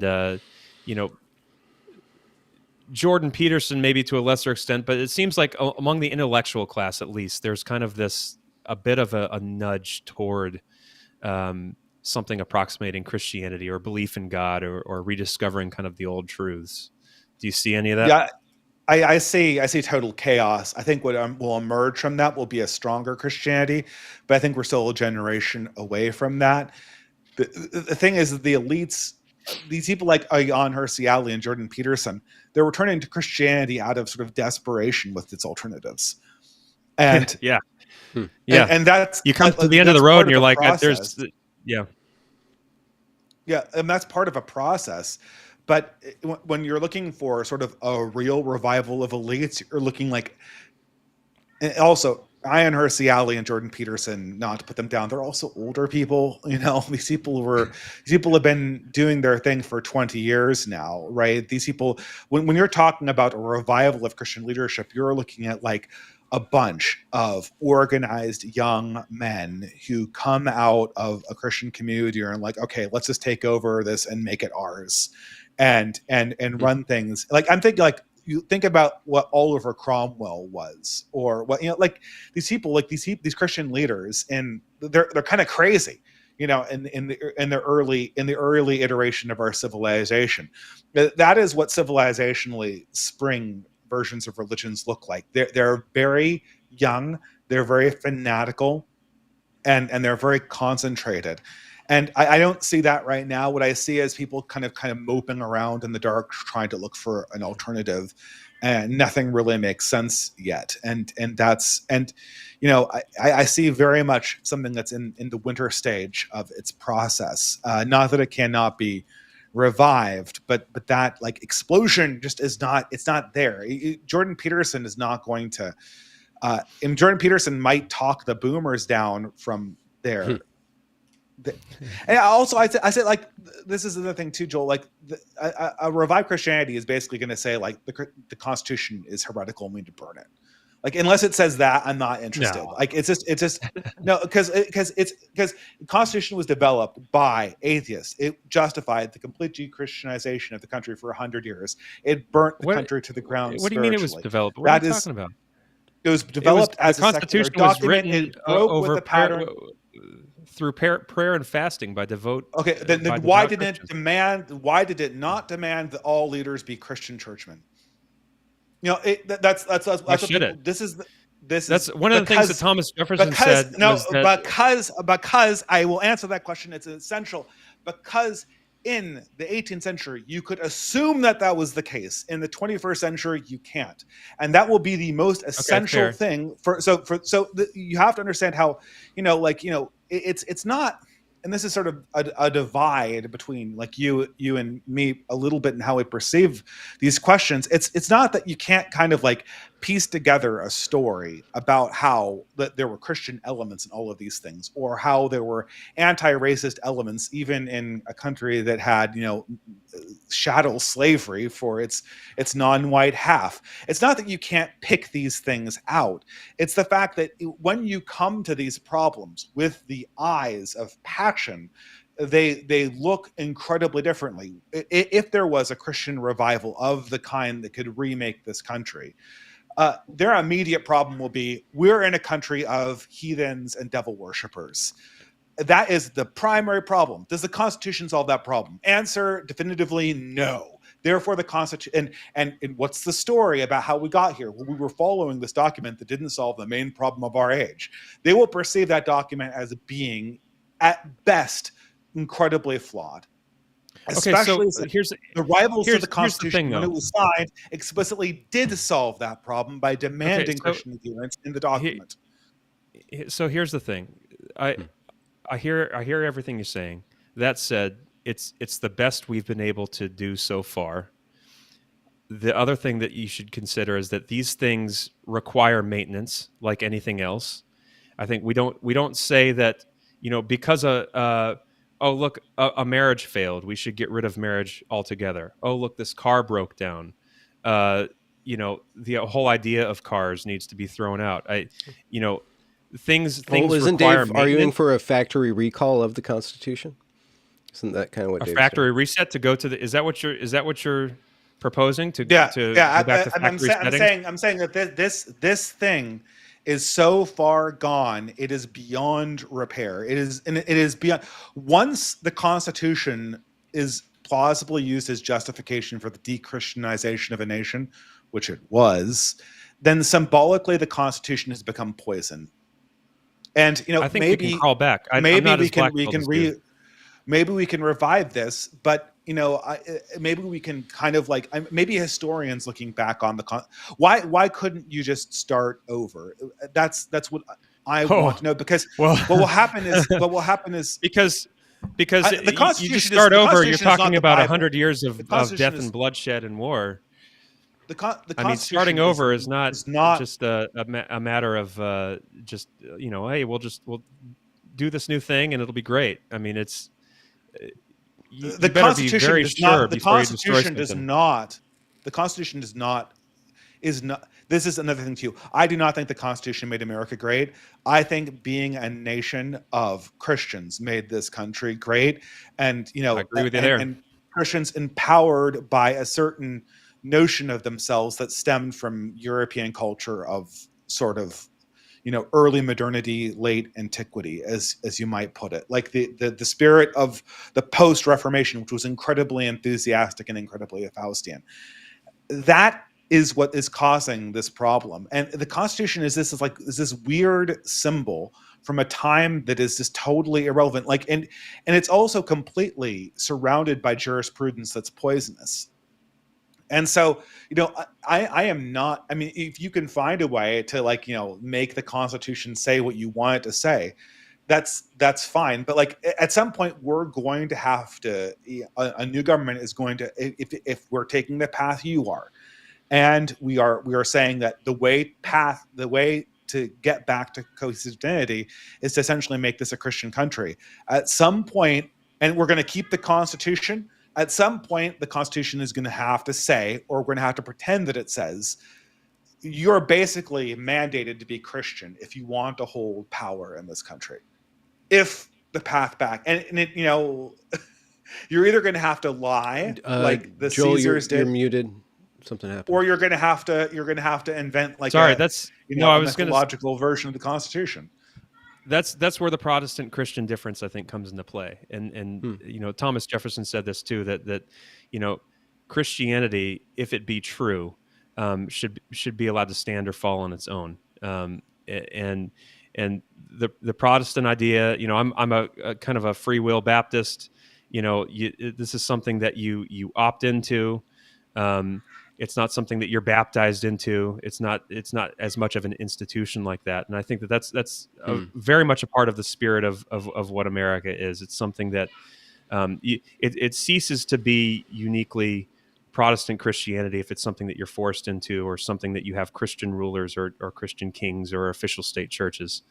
And so, but regarding what you said about the Constitution, I think that at the very least, it is preferable to crawl back if we can over scrapping it and starting over, because scrapping it and starting over, in my mind, would be extremely, extremely dangerous, and it is much more likely, if you look at history, to result in us getting something far worse than better. Again, going back to the whole Chesterton's fence thing, before you destroy something, you better darn well be sure you have something better to put in its place. Or you're in for a world of pain. So again, I understand the revolutionary impulse, but it's just something I want to be careful with. Is it revolutionary or yeah, reactionary? Is that a reactionary point of view? Well, I mean, resetting the government is that's perfectly reactionary or revolutionary. It's not conservative, right? That's the difference. It's definitively not conservative. And so, can we? This is the thing. Like this is the thing, Joel. Is conservatism makes no sense. Christian conservatism makes no sense in a country that is post-Christian.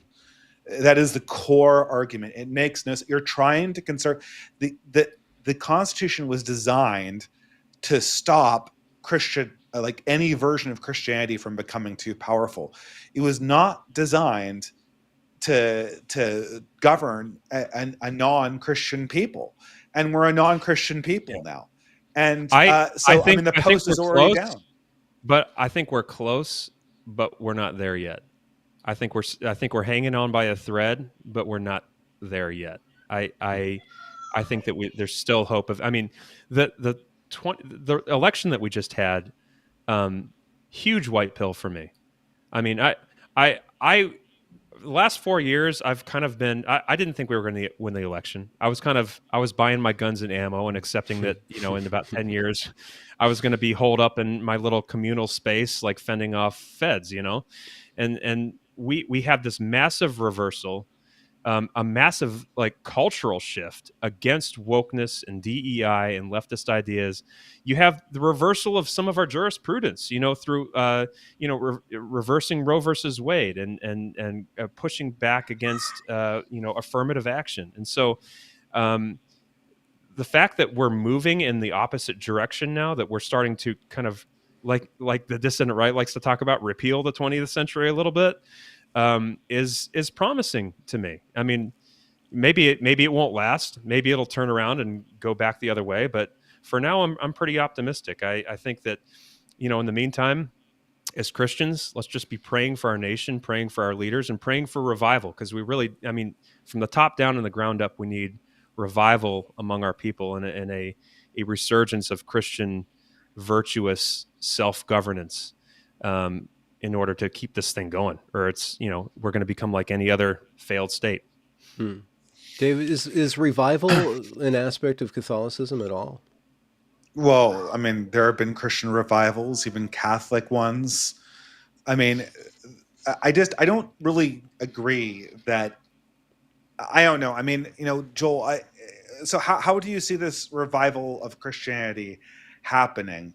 Because the way I got a little heated back there, but the way I see this happening is if it is going to happen, it can't happen. I think there is this we have this sort of 19th century kind of idea of revival where there's this intact community that's already Christian, and then they get a lot more Christian because something spooks them or there's a new leader, and that's what the American concept of a revival is.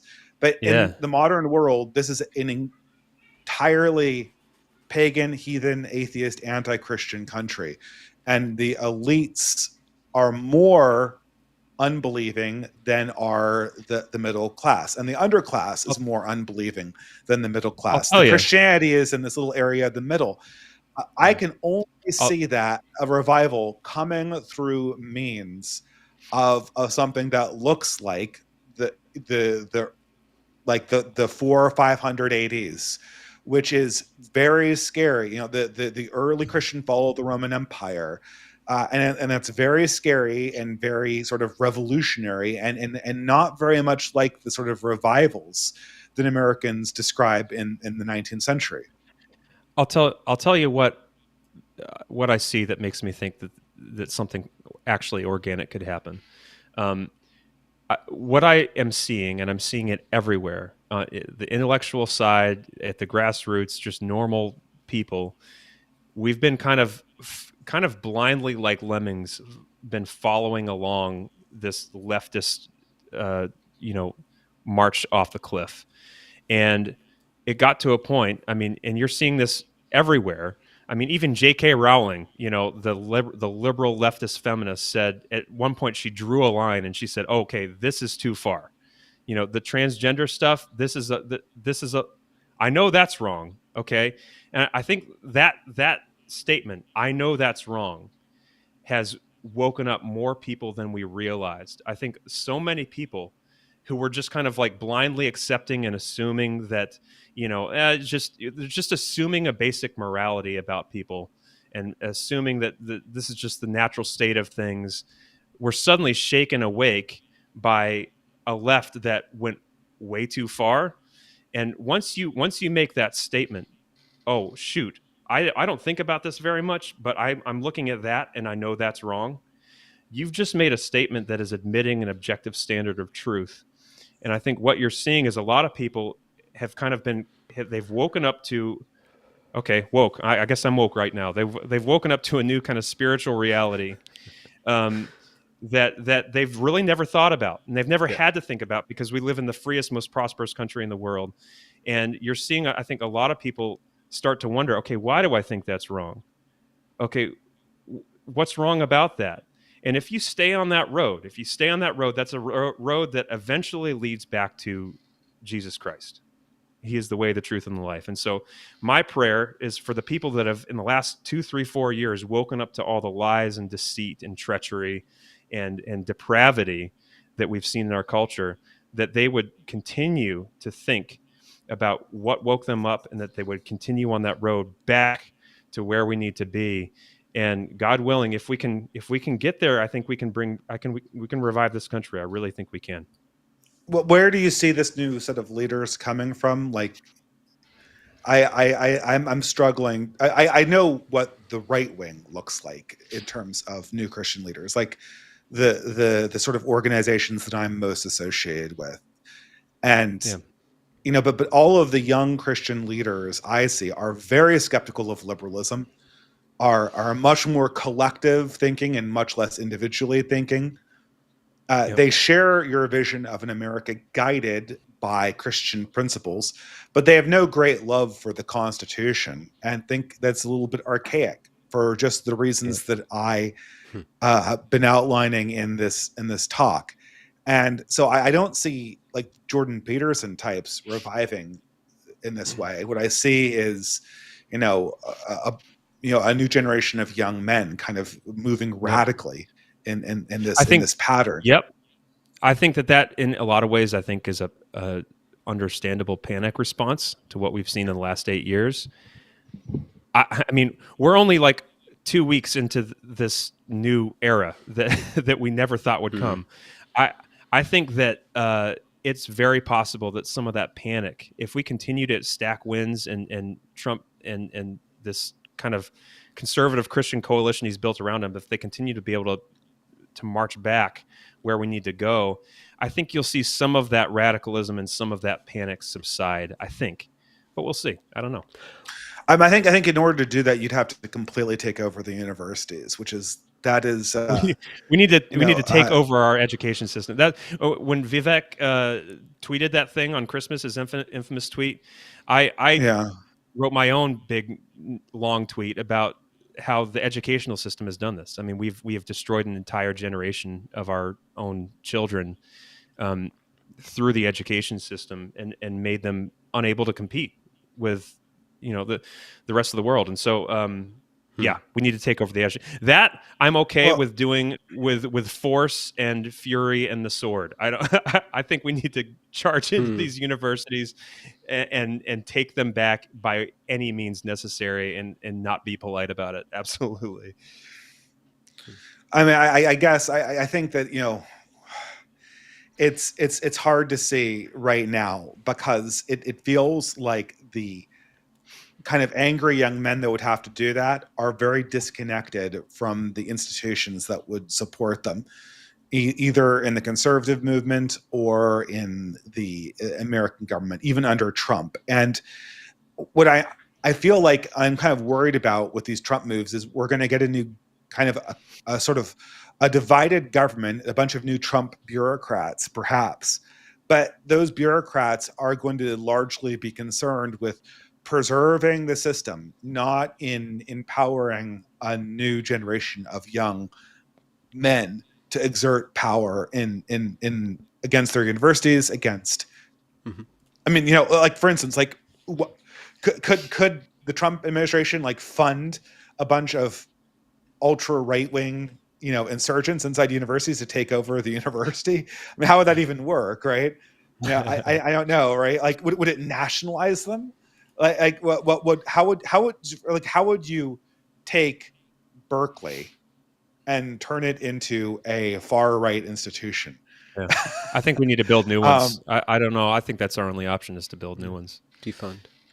Yeah, I mean, And but with if we get rid of the Department of Education, we unleash more school choice too, and allow people at the state level, people to innovate.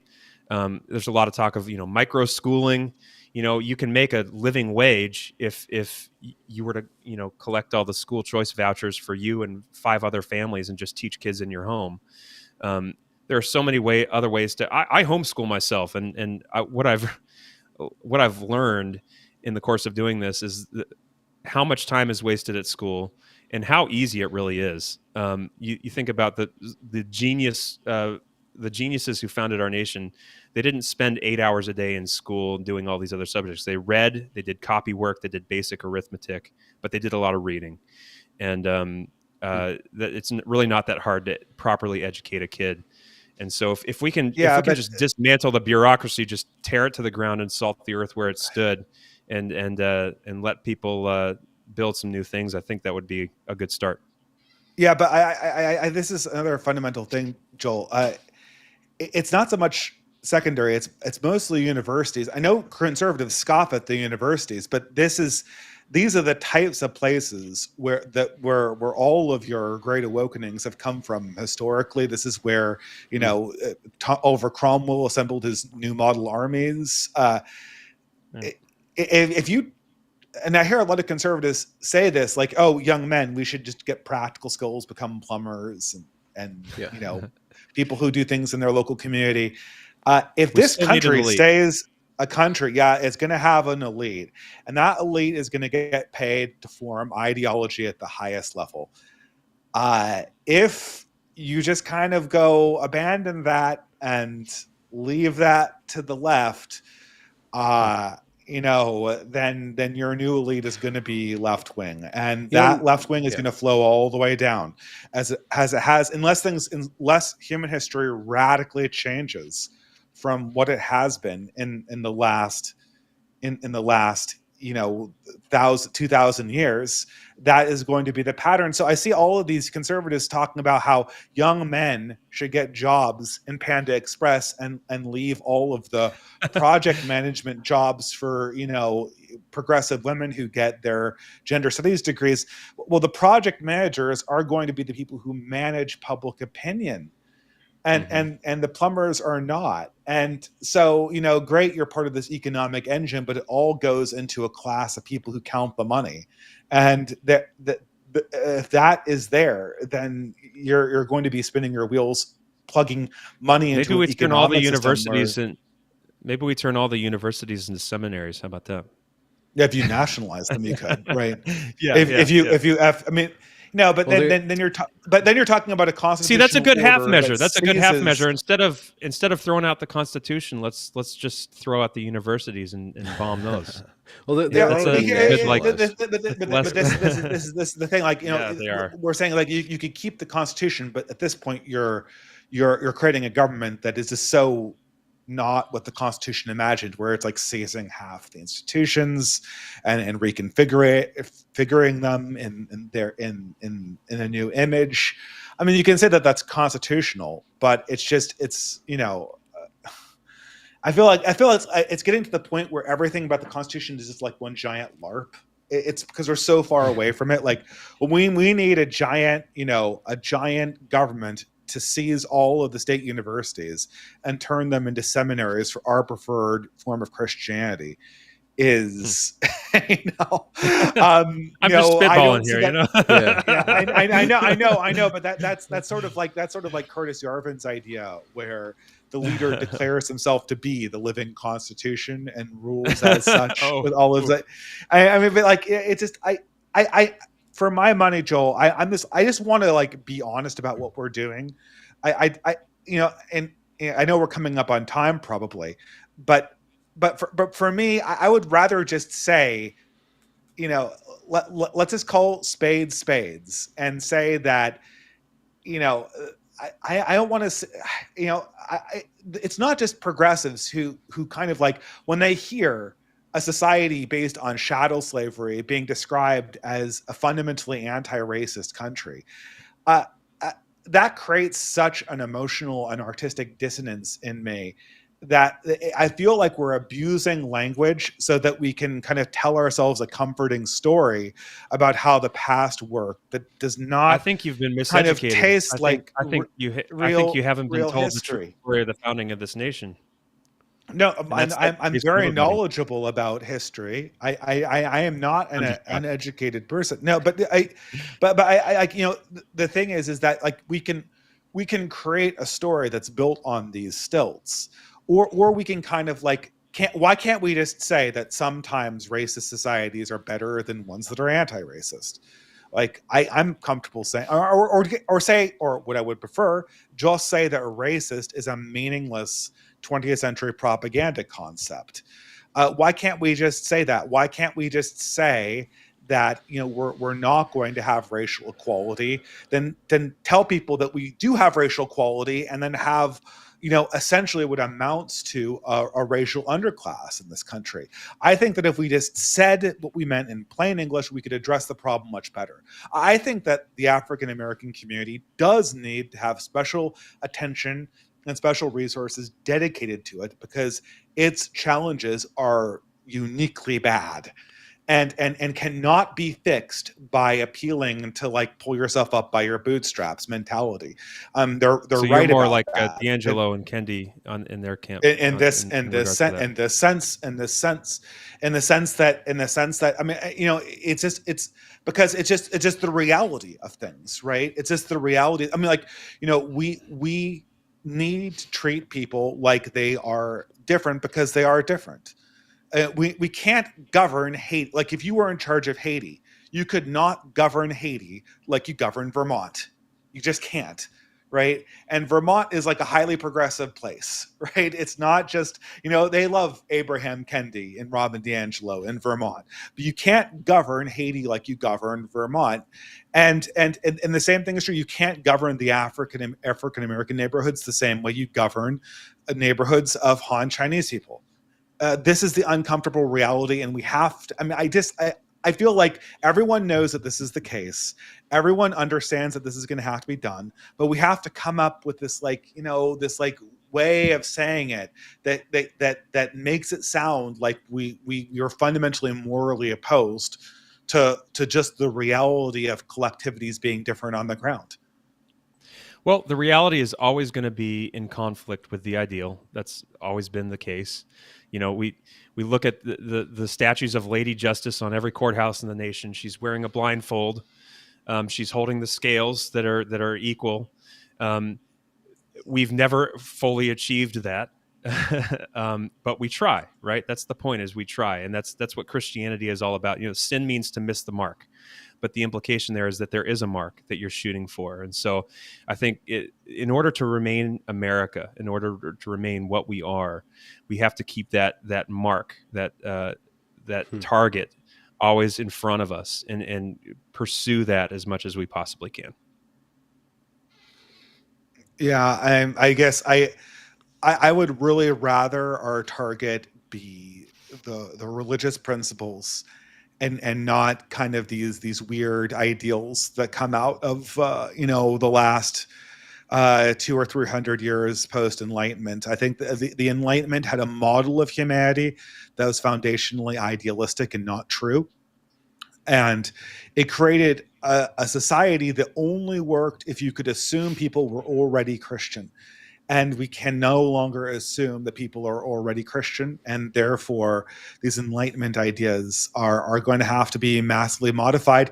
And it would be my preference if we could just admit that, as opposed to like pretending like we're doing like the thing and then not doing it and doing something that's radically different. And that's my perception, and I think a perception of a lot of young people these days is that we kind of want just a level of honesty about collectivities.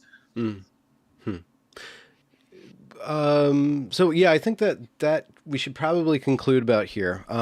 So I'm going to open it. You guys are really have already kind of articulated your opening and your closing arguments and your points of view. I did have one little thought about the radicalization of young men, or the arc of the radical young men, that they have a lot of energy right now. I think marriage and mentorship is what's going to naturally de-radicalize them. So putting forth, quit porn, start a family, save the republic is like the way to go, to just constant messaging for that. And I think you guys are both, insofar as you are leaders and fathers, like you guys are modeling the life that you really want. Which is why the decline in family formation is so dangerous. This is like the number one, the decline in birth rates and family formation is the number one portent of things going very, very bad at a fundamental level, despite the fact that we won the most recent, or despite the fact that the least bad side won the most recent election. I'm not going to say that we won the election, but the lesser of the two evils won the election and seems to be actually doing things for once. The problem is that until I see the indicators about religion and family formation going in the opposite direction, I think we still have the worst yet to come, unfortunately. Mm-hmm. Yeah, I guess I say this to young men a lot. Look for a mentor. Look for someone that you look up to. Most of those guys are not going to be online. Most of those guys are your church leaders, people that are in your neighborhood, good men with good families who are setting a good example. Model yourself after them. Do a little bit of LARPing. It's part of what learning to be a man is live action role play until you get it right. And really latch on. I had kind of a sketchy relationship with my dad, and I've kind of found father figures over the years that spoke into my life and helped me to kind of become who I needed to be. And if you had told me 15 years ago that I would be a dad with 6 kids, happily married, with a bunch of chickens running around and writing silly jokes for fun, I would have called you crazy. I've never been a very impressive person, but I'm very fortunate to have learned from men along the way that have kind of kept me on the path. So it's a good way to end this. That if you're young and angry and black-pilled and frustrated, I think there's if there's hope for me, there's hope for you, and don't give up. Well, can I ask you? Yeah, I would. This is a digression, but I have been a big proponent of young men organizing for themselves in the real world, and I really wish that there were more resources dedicated to organizing specifically young, Christian or right wing men, and really right wing men, because what part of the process of mentoring is going to be bringing them to a form of Christianity that they feel has been. When young men see this is something that's important to communicate to Joel, and it's totally off topic. but it's something that I really want to communicate. I talk to a lot of young right-wing guys, most young men who are bright and really angry at the system. And they are leaving Christianity because, not because of the doctrine, but because of the variety of Christian leaders that Because of they feel are gay leaders, betraying them, leaders being gay. collectively, yes.